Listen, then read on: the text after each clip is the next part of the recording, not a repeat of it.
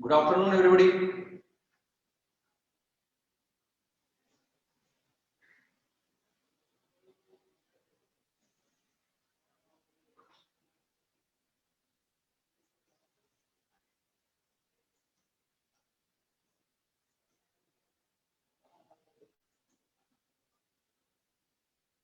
Good afternoon everybody. बच्चों आवाज आ रही है?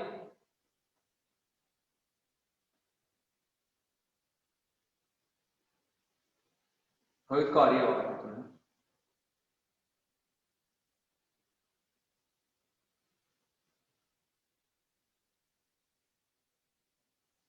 बच्चे कम ऐड हुए हैं अभी। बच्चों को पता होता है क्लास टाइम पर स्टार्ट हो जाती है।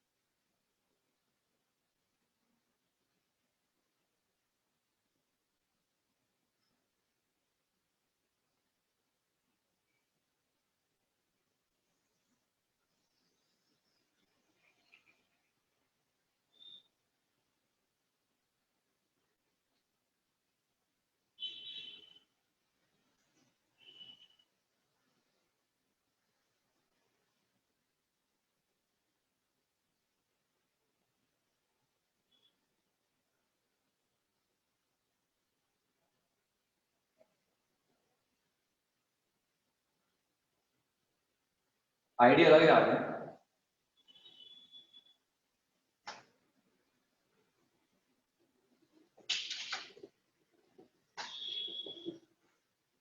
अनुष्क का आज भी वर्चुअल बैकग्राउंड है या real background?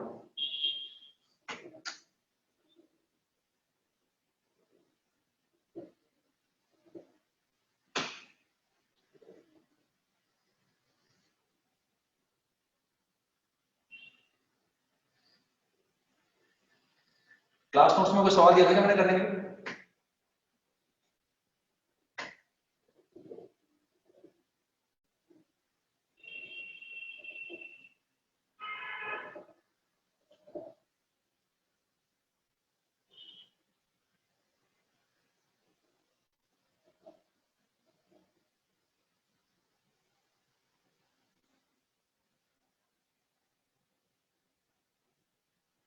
Number of 5-digit numbers having even number at odd places only. तो वह सवाल दिया था मैंने। तो क्या होगा आपने? बहुत कम ऐड हुए हैं अभी, 87 बच्चे ऐड हुए हैं अभी।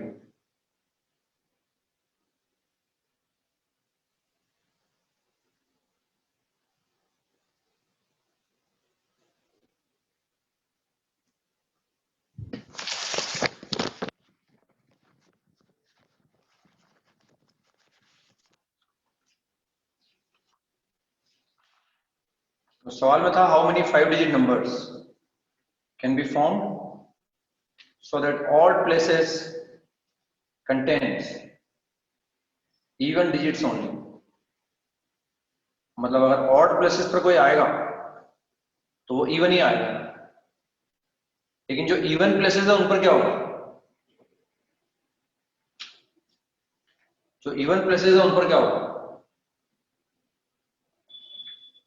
तो लिखा हुआ है ना, odd places contains even digits only, यानी जो odd places हैं, क्योंकि नंबर 5 डिजिट का है तो odd place क्या होंगे?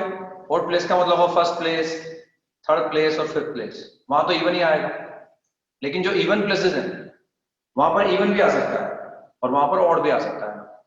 लिखा हुआ ना, odd places contains even digits only. Even places के बारे में कुछ लिखा हुआ नहीं है। इवन प्लेसेस पर इवन भी आ सकता है और ऑड भी आ सकता है, लेकिन जो ऑड प्लेसेस है वहां से भी इवन आएगा। और शायद मैंने कहा था एक बार रिपीटिशन अलाउड है और एक बार नॉट अलाउड है।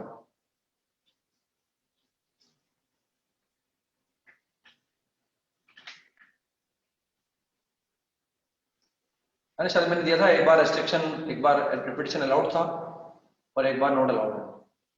एक बार रिपीटिशन अलाउड मानते हुए कर लेंगे और एक बार नॉट अलाउड मानते हुए कर लेंगे।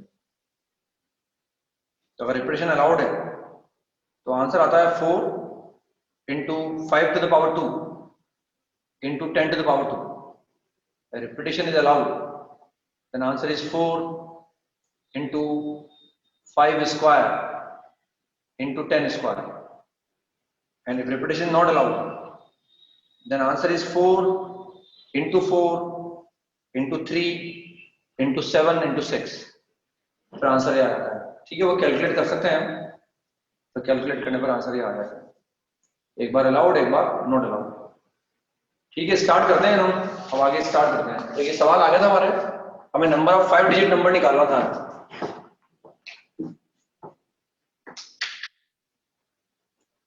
नंबर हमारे पास 5 डिजिट का है, 1 2 3 4 5। ये फर्स्ट प्लेस है, ये सेकंड प्लेस है, ये थर्ड प्लेस, ये फोर्थ प्लेस और फिफ्थ प्लेस। तो बोला जो ऑड प्लेसेस है, odd places contains even digits only. Odd places contains even digits only. तो इवन डिजिट हमारे पास ये होते हैं 0 2 4 6 8, ये इवन डिजिट होते हैं। बाकी ऑड हम जानते हैं 1 3 5 7 9 होते हैं। टोटल 10 डिजिट हमारे पास है। और एक बार मानना है रिपीटिशन अलाउड है, पहले मानना है रिपीटिशन अलाउड और फिर एक बार लेना है नॉट अलाउड। लैंग्वेज को ही ध्यान से समझना होगा अपने को और उसके बाद ही सवाल करना होगा। तो लिखा हुआ odd places contains even digits only, यानी जो ऑड प्लेसेस हैं यहाँ अगर डिजिट आएगा तो वो इवन ही आएगा, यहाँ ऑड नहीं आ सकता, यहाँ ऑड डिजिट नहीं आ सकता, यहाँ ऑड डिजिट नहीं आ सकता। इवन प्लेसेस के बारे में कुछ मेंशन नहीं किया हुआ, बोले यहाँ इवन भी आ सकता है, यहाँ ऑड भी आ सकता है, यहाँ इवन भी आ सकता है, यहाँ ऑड भी आ सकता है ना। लैंग्वेज क्लियर है मेरे हिसाब से। Even odd places contains even digits only. Even places के बारे में कुछ लिखा हुआ नहीं है ना, odd places contains even digits only. अब हम चाहते हैं भाई हमारे पास जीरो भी अवेलेबल है और हम चाहते हैं यहाँ इवन डिजिट आए, तो इवन डिजिट तो ये 5 है, लेकिन नंबर हमें 5 डिजिट का बनाना है, तो सबसे पहले ये वाला प्लेस ही फिल करना चाहिए अपने को, ये वाला प्लेस पहले फिल करना चाहिए अपने को। तो इसको, और हम मान रहे हैं रिपीटिशन अलाउड है, रिपीटिशन इज अलाउड, तो रिपीटिशन अगर अलाउड है तो मैं वापस मार्क कर लेता हूँ, 5 प्लेसेस मैंने बना लिया, 5, इसको फर्स्ट प्लेस बोल रहा हूँ, इसको सेकंड प्लेस, इसको थर्ड, इसको फोर्थ, इसको फिफ्थ। तो इसको फिल करने के कितने वेज हो गए? 4 वेज हो गए, चाहे रिपीटिशन अलाउड हो या नॉट अलाउड, नंबर क्योंकि 5 डिजिट का है और यहाँ इवन ही आएगा, यहाँ इवन आएगा, ऐसा लिख सकते हैं, यहाँ इवन आएगा, यहाँ इवन, यहाँ भी इवन आएगा और यहाँ भी इवन डिजिट आएगा, यहाँ भी इवन डिजिट, यहाँ और भी आ सकता है, इवन भी आ सकता है, यहाँ और भी आ सकता है, इवन भी आ सकता है। अब यहाँ इवन बनना मजबूरी है, ये भी मजबूरी है कि नंबर 5 डिजिट का बनना चाहिए, तो इसको फिल करने के 4 वेज, इसको फिल करने के 4 वेज, फर्स्ट पार्ट कर रहे हैं रिपीटिशन अलाउड, इसको फिल करने के 4 वेज। फिर यहाँ भी मजबूरी, यहाँ भी इवन आना चाहिए, अब यहाँ तो लेकिन जीरो भी आ सकता है, इसको फिल करने के अगेन 5 वेज, क्योंकि यहाँ जीरो भी आ सकता है, जो यहाँ आया इवन वो यहाँ भी आ सकता है, इसको फिल करने के अगेन 5 वेज, ये ऐसा आ जाएगा। अब ये प्लेसेस बचे, ये वाला बचा और ये वाला बचा है, अब इसको फिल करने के 10 वेज है ना, एक तो यहाँ जीरो भी आ सकता है और यहाँ इवन डिजिट भी आ सकता है और ऑड भी आ सकता है, हम मान के चल रहे हैं रिपीटिशन अलाउड है ना, तो इसको फिल करने के 10 वेज और इसको फिल करने के 10 वेज। फर्स्ट कैलकुलेट कर लेंगे sir, 4 into 5 to the power 2 into 10 to the power 2 और कैलकुलेट करके निकाल लेंगे, ये वो 100 हो जाएगा, 100 into 10 to the power 4 आ जाएगा, 10,000 आ जाएगा मतलब आंसर। सेकंड पार्ट पर आते हैं, सेकंड पार्ट में भी वो रेस्ट्रिक्शन तो है ही कि ऑड प्लेसेस ऑक्यूपाइड, ये odd places contain even digits only, तो यहाँ पर इवन ही आएगा, यहाँ पर इवन आ गया, फर्स्ट प्लेस हो गया, यहाँ पर भी इवन आएगा, यहाँ पर भी इवन आएगा, यहाँ ऑड भी आ सकता है, इवन भी आ सकता है, ऑड भी आ सकता है, इवन भी आ सकता है। तो अगेन पहले इवन है और 5 डिजिट इंश्योर करना है, इसको फिल करने के 4 वेज, इसको फिल करने के 4 वेज। फिर हमारी मजबूरी है इवन ही आना चाहिए, कोई एक इवन रख चुके बनिया, इसी एक इवन को रख चुके, इन 5 में से किसी एक को रख चुके, तो जो यहाँ आया है वो आगे के लिए अवेलेबल नहीं, क्योंकि रिपीटिशन नॉट अलाउड, तो जो यहाँ आ गया होगा वो आगे नहीं आएगा, इसको फिल करने के अगेन 4 वेज, क्योंकि इवन डिजिट 5 है, एक का यूज कर लिया, यहाँ 4 बचे। अब यहाँ भी इवन रखना है, जो हमारे पास रेस्ट्रिक्शन है पहले उसको पूरा कर रहे हैं, इवन ये इंश्योर कर रहे हैं यहाँ इवन ही आएगा, यहाँ इवन ही आएगा, यहाँ इवन ही आएगा, इसको फिल करने के 3 वेज।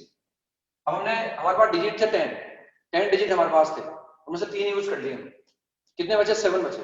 अब यहाँ पर रिस्ट्रिक्शन ही नहीं है, इवन भी आ सकता है, यहाँ और भी आ सकता है ना, इवन भी आ सकता है, और इसको फिल करने के 7 पेज हो जाएंगे और इसको फिल करने के 6 पेज, बस इनको मल्टीप्लाई कर देंगे और मल्टीप्लाई करके अगर मैं कैलकुलेट करूंगा तो जो भी वैल्यू आएगी उसको कैलकुलेट करके निकालेंगे, 4 into 4 into 7 into 6 into 3, जो भी हम कैलकुलेट करेंगे उसको निकालेंगे, यही आंसर आएगा मेरे हिसाब से ना। इस तरह से रेस्ट्रिक्शन पढ़ा और सवाल को पढ़ते हुए कैलकुलेट करके आंसर निकालते हैं।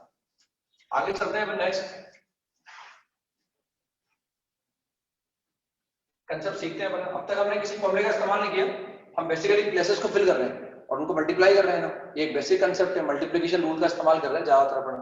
पढ़ने में हमने एडिशन रूल भी पढ़ा है, मल्टीप्लिकेशन रूल का यूज ज्यादातर कर पाते हैं, तो उसका कर रहे हैं ना। एक नेक्स्ट फॉर्मूला लिखेंगे, इसे नोट में लिख लो आप, स्टार लगा के, number of permutations of, number of permutations,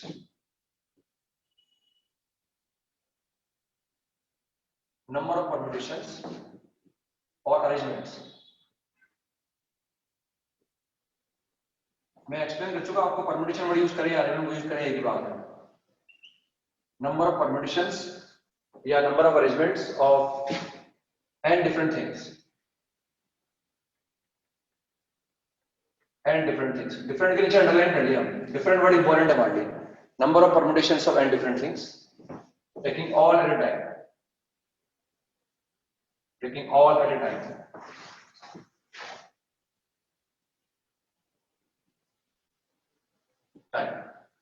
हमारे पास n डिफरेंट है और हम सभी को अरेंज कर रहे हैं। ये शुरू में मैंने समझाया था आपको ना कि जब हम परम्यूट करते हैं तो जितनी अवेलेबल है जरूरी नहीं उन सबको अरेंज किया जाए, जितनी अवेलेबल है उन सबको भी अरेंज कर सकते हैं, या जितने अवेलेबल है उनमें से कुछ को भी अरेंज किया जा सकता है। जैसे 3 अवेलेबल है 2 को अरेंज कर सकते हैं, 4 अवेलेबल है 3 को अरेंज कर सकते हैं ना, 4 अवेलेबल है 4 को भी अरेंज कर सकते हैं ना। हम बात कर रहे हैं नंबर ऑफ परम्यूटेशंस या number of arrangements of n different things taking all at a time, यानी जितनी है n डिफरेंट है उन सभी को अरेंज कर रहे हैं ना इन अ रो। एक रो में अरेंज करने के लिए कहा जाए, चलिए अपन रो में अरेंज करते हैं, जरूरी रो में अरेंज किया जाए या n प्लेसेस पर, और एट n प्लेसेस, और at n places, n places is equal to n factor, is equal to n factor। ये मैंने शुरू में लिखा दिया था आपको, जब बायनॉमियल थ्योरम था तभी मैंने लिखा दिया था आपको। बेसिकली इसका सिग्निफिकेंस ये है ना एन फैक्टोरियल का। एन डिफरेंट हमारे पास हो, यानी हम एन फैक्टोरियल का इस्तेमाल कब करेंगे? जब एन डिफरेंट थिंग्स होंगी और उन सभी को मुझे अरेंज करना होगा। अब चाहे एक रो में अरेंज किया जाए या गिवन एन प्लेसेस पर अरेंज किया जाए, उससे कोई फर्क नहीं पड़ता। जब भी डिफरेंट हो उन सभी को एक साथ लेकर अरेंज करना हो, number of permutations are N factorial. हम देखते हैं फॉर्मूला कैसा आया हुआ, हम देख सकते हैं ना। जैसे हमने देखा था शुरुआत में, जब चैप्टर की शुरुआत की थी, दो डिफरेंट लेटर है, इन दोनों को मुझे अरेंज करना हो, तो नंबर ऑफ परम्यूटेशन, अब जो फॉर्मूला लिखा है उसको वेरीफाई कर रहे हैं, फिर डिराइव कर देंगे उस फॉर्मूले को। Number of permutation of two different letters taken all at a time is 2 factorial. और इसका आंसर आना चाहिए 2, हमारे हिसाब से इसका आंसर 2 आना चाहिए। और 2 आता है, हम जानते हैं एक अरेंजमेंट ये बन जाएगा और एक अरेंजमेंट ये बन जाएगा। 2 फैक्टोरियल से वेरीफाई हो गया भाई, हाँ 2 अरेंजमेंट आते हैं, ये बिना मैथमेटिक्स के निकाल लिए। और ये जो फॉर्मूला लिखा है उसको वेरीफाई कर लिए, अरेंजमेंट 2 आए और 2 फैक्टोरियल की वैल्यू 2 होती है। Number of permutations of 3 different letters taken all at a time, हम जानते हैं 6 आते हैं, ये बना के दिखा रखे हैं मैंने, हम जानते हैं 6 आते हैं, 6 बना के देख रखे हैं हमने। और 3 फैक्टोरियल इज इक्वल टू 6, ये वेरीफाई हो गया, सही है ना। अब फॉर्मूला चाहो तो डिराइव कर दो आप, 6 बना सकते हैं अपन। 6 बनाने से कहीं ना कहीं हो सकता है समझना आसान रहे हमारे लिए। हमने 2 बार ए को रख दिया और 2 बार बी को रख दो आप, और 2 बार सी को यूज कर लिया। ये 6 पॉसिबल अरेंजमेंट आ गए हमारे पास में। 2 बार ए आ गए, 2 बार बी आ गए, 2 बार सी आ गए। इन 3 डिफरेंट लेटर थे, तीनों को अरेंज किया तो नंबर ऑफ परम्यूटेशन 6 आ। अब फॉर्मूला ऐसा आया है, सबसे पहले इसके लिए निकालना चाहे अपन फॉर्मूला 3 के लिए, भाई हमने कैसे कैलकुलेट करा। हम चाहते हैं 3 डिफरेंट लेटर हमारे पास है, उन तीनों को अरेंज करना है। तो उन तीनों को चाहे एक रो में अरेंज करो या किसी गिवन 3 प्लेसेस पर अरेंज करो, एक ही बात है। जनरली अपन रो में अरेंज करते हैं ना, अगर n प्लेसेस भी हो, रो में नहीं हो, 2 एक रो में है एक नीचे हो, तो भी कोई दिक्कत नहीं आती है। तो 3 डिफरेंट हमारे पास है, हमें तीनों को अरेंज करना है। अब 3 को अरेंज करने के लिए 3 प्लेसेस चाहिए, मैंने 3 प्लेसेस बना दिया, ये सामने दिखा रखा है ना, तो जब मैं कैलकुलेट करूंगा उससे आसान रहेगा। अब मुझे इन तीनों को अरेंज करना है, तो जब मैं इन तीनों को अरेंज करूंगा तो सिंस हमने बना रखा है, तो हमें मालूम पड़ रहा है फर्स्ट प्लेस पर ए भी आ सकता है, फर्स्ट प्लेस पर बी भी आ सकता है, और फर्स्ट प्लेस पर सी भी आ सकता है। ऑब्वियस सी बात है, फर्स्ट प्लेस पर अगर ए आ जाएगा तो सेकंड पर फिर ए नहीं आ सकता, सेकंड पर फिर बी नहीं आ सकता। अगर फर्स्ट पर बी आ जाएगा तो सेकंड पर बी नहीं आएगा, थर्ड पर बी नहीं आएगा। तो 3 हमारे पास है, तीनों को अरेंज कर रहे हैं। तो इस प्लेस को फिल करने के लिए हमारे पास 3 वेज है, इस प्लेस को फिल करने के 3 वेज, क्योंकि हम तीनों को अरेंज कर रहे हैं। यहाँ ए आ सकता है, जो भी हमने अरेंजमेंट बनाया है इनमें यहाँ ए आ सकता है, यहाँ पर बी भी आ सकता है, यहाँ पर सी भी आ सकता है। अब इन 3 में से किसी एक लेटर का यूज कर लिया हमने, किसी एक लेटर को रख दिया हमने, एक तो गया, अब कितने बचे? 2। तो इस प्लेस को फिल करने के 2 वेज हैं, इस प्लेस को फिल करने के 2 वेज। किसी एक को रख चुका मैं, अब वो तो गया, अब 2 बचे, तो इस प्लेस को फिल करने के 2 वेज हैं। हम देख रहे हैं अगर यहाँ ए है, अगर फर्स्ट प्लेस पर ए है तो सेकंड प्लेस पर बी भी आ सकता है और सेकंड प्लेस पर सी भी आ सकता है। तो सेकंड प्लेस को फिल करने के 2 तरीके। अब एक मैंने यहाँ रख दिया, एक यहाँ रख दिया, अब 2 तो गए, कितना बचा? एक बचा। इस प्लेस को फिल करने का एक तरीका होगा। और मुझे इन 3 को 3 प्लेस पर अरेंज करना है, तो मुझे ये वाला प्लेस भी फिल करना है, ये वाला भी फिल करना है, ये वाला भी फिल करना है। तो number of permutations are 3 into 2 into 1 and what is this? This is same as 3 factorial. 3 factorial आ गया, ऐसा आ जाएगा। अब जनरलाइज कर दो उसको, मान लो हमारे पास n डिफरेंट है, n डिफरेंट हमारे पास है, उनको मुझे ये सामने आ गया ना। ऐसा नहीं कि मैं फर्स्ट प्लेस को पहले फिल करना है, ऐसा नहीं है ना, किसी भी एक प्लेस को पहले फिल कर सकता हूँ, क्योंकि मैं मल्टीप्लाई कर रहा हूँ, उससे फर्क नहीं पड़ेगा। हमारे पास डिजिट है, हमारे पास लेटर है, जीरो तो कुछ होता ही नहीं है ना। हम ऐसा भी कर सकते थे भाई इस प्लेस को पहले फिल करना है, पहले इस प्लेस को फिल करना। हम तीनों को अरेंज कर रहे हैं, तो इस प्लेस को फिल करने के 3 तरीके हैं जो हमने बना रखा है। क्या इस वाला से इस वाले प्लेस पर, क्या यहाँ पर ए भी आ सकता है? क्या यहाँ पर ए भी, यहाँ पर ए भी आ रहा है, यहाँ पर बी भी आ रहा है, यहाँ पर सी भी आ रहा है। इस प्लेस को फिल करने 3 वेज। अब चाहो तो पहले इसको पढ़ दो, चाहो तो पहले इसको पढ़ दो। अब 3 में से किसी एक का यूज कर लिया मैंने, तो एक तो गया, अब कितने बचे? 2 बचे। मान लो मैं इस प्लेस को फिल करता हूँ, इस प्लेस को फिल करने के 2 वेज, क्योंकि अगर यहाँ ए आ गया तो यहाँ ए नहीं आ सकता, बस बी और सी आ सकते हैं ना। अब 2 रख दिए मैंने, अब एक बचा इस प्लेस को फिल करने का, एक तरीका मल्टीप्लाई कर दो, 2 into 3 into 1 आ जाएगा, एंड दैट इज 7 3 फैक्टोरियल। अब जनरलाइज कर दिया भाई, n डिफरेंट हमारे पास है और उन सभी को अरेंज करना है, तो n डिफरेंट को अरेंज करने के लिए मुझे n प्लेसेस चाहिए ना, तो मैंने n प्लेसेस बना लिए ना, इनसे समझ में आ गया हमारे पास है, आई नो बना के देखा और उसको जनरलाइज कर दिया, फॉर्मूला बन जाएगा, डायरेक्ट फिर उसका यूज करते रहेंगे। कैसे जब बॉक्स फिल कर रहे हैं, हमेशा चाहो तो बॉक्स फिल करते रहो, वो तो मल्टीप्लाई करके एक फॉर्मूला बना लिया, वरना जो बेसिक कांसेप्ट है वो प्लेसेस को फिल करने वाला है ना, उनको फिल करके मल्टीप्लाई कर लो। ये मैंने n प्लेसेस ड्रॉ कर दिए, ये n प्लेसेस ड्रॉ कर दिए। n हमारे पास लेटर है, n लेटर हो सकते हैं, n पर्सन्स हो सकते हैं, n डिफरेंट थिंग्स हो सकती है ना, जो भी हुआ n है हमारे पास काउंटिंग में, और सब वो डिफरेंट है। तो n डिफरेंट है और उन सभी को अरेंज कर रहे हैं, तो a1 मान लिया, एक a2 मान लिया, एक a3 मान लिया, और ऐसे n, ये n डिफरेंट लेटर हमारे पास है। इन सभी को एक साथ मैंने अरेंज करना है। ये फर्स्ट प्लेस मान लिया, ये सेकंड, ये थर्ड, ये n-1 प्लेस है और ये nth प्लेस है। हम जानते हैं इन सभी को अरेंज करना है, तो इसको फिल करने के कितने वेज है? n वेज है। यहाँ a1 भी आ सकता है, a2 भी आ सकता है, a3 भी आ सकता है, an भी आ सकता है। इसको फिल करने के n वेज। अब इनमें से किसी एक का यूज कर लिया हमने, एक गया, कितने बचे? n-1। इसको फिल करने के n-1 वेज। अब दो प्लेस मैंने फिल कर दी, इनमें से दो लेटर गए, दो गए तो कितने बचे? n-2 बचे। इसको फिल करने के n-2 वेज आ गए। अब अगर मैं इन प्लेसेस को फिल कर चुका हूं, ये कितने प्लेस है? ये तो n-1 प्लेस है, n-2 प्लेस मैंने फिल कर दी। n-2 प्लेस फिल करने का मतलब n-2 लेटर मैंने यूज कर दी, तो n में से मैंने n-2 यूज कर लिया, तो कितने लेटर बचे? 2 लेटर बचे। यानी इस प्लेस को फिल करने के 2 वेज आ गए, इसको फिल करने के 2 वेज है। लास्ट वाले प्लेस को फिल करने के एक तरीका है, भाई n-1 हम यूज कर चुके हूं, लास्ट वाले प्लेस को फिल करने का एक तरीका। समझ में आ गया ना? थोड़ा मैंने वो बना के दिखाया, सकता है उससे कंफर्टेबल रहा हूं, हो सकता है ये भी समझ में आ गया, कोई दिक्कत नहीं हो, लेकिन उनसे थोड़ा आसान रहता है ना, डायरेक्ट अपन ऐसा करते दिक्कत आती हो सकता है। बट अब number of permutations of n different things taken all at a time is equal to n into n-1 into n-2 into 2 into 1 and this can be written as n factor। तो direct हम formula इस्तेमाल कर सकते हैं। कब इस्तेमाल करेंगे ये इंपॉर्टेंट है।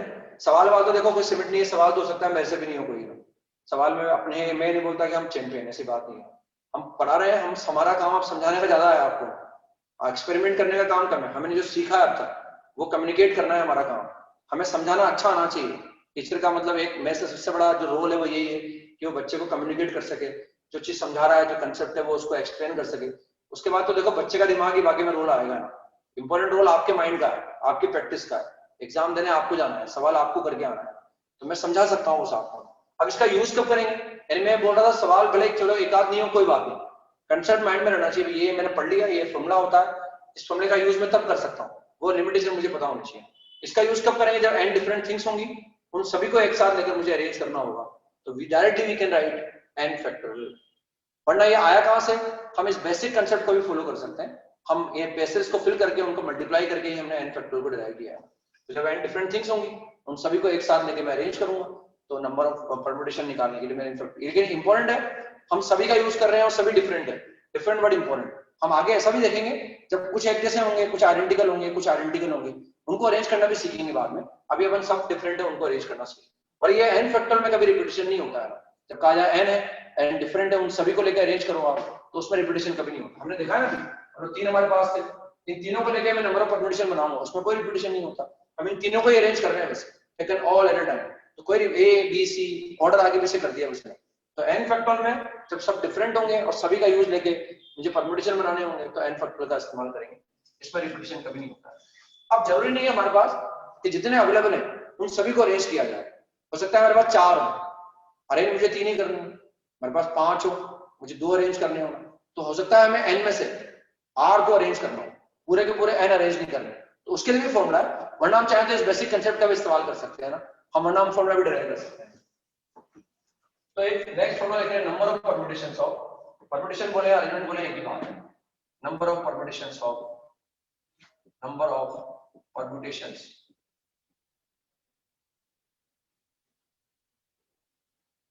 नंबर ऑफ परम्यूटेशंस, या लिख सकते हैं और arrangements,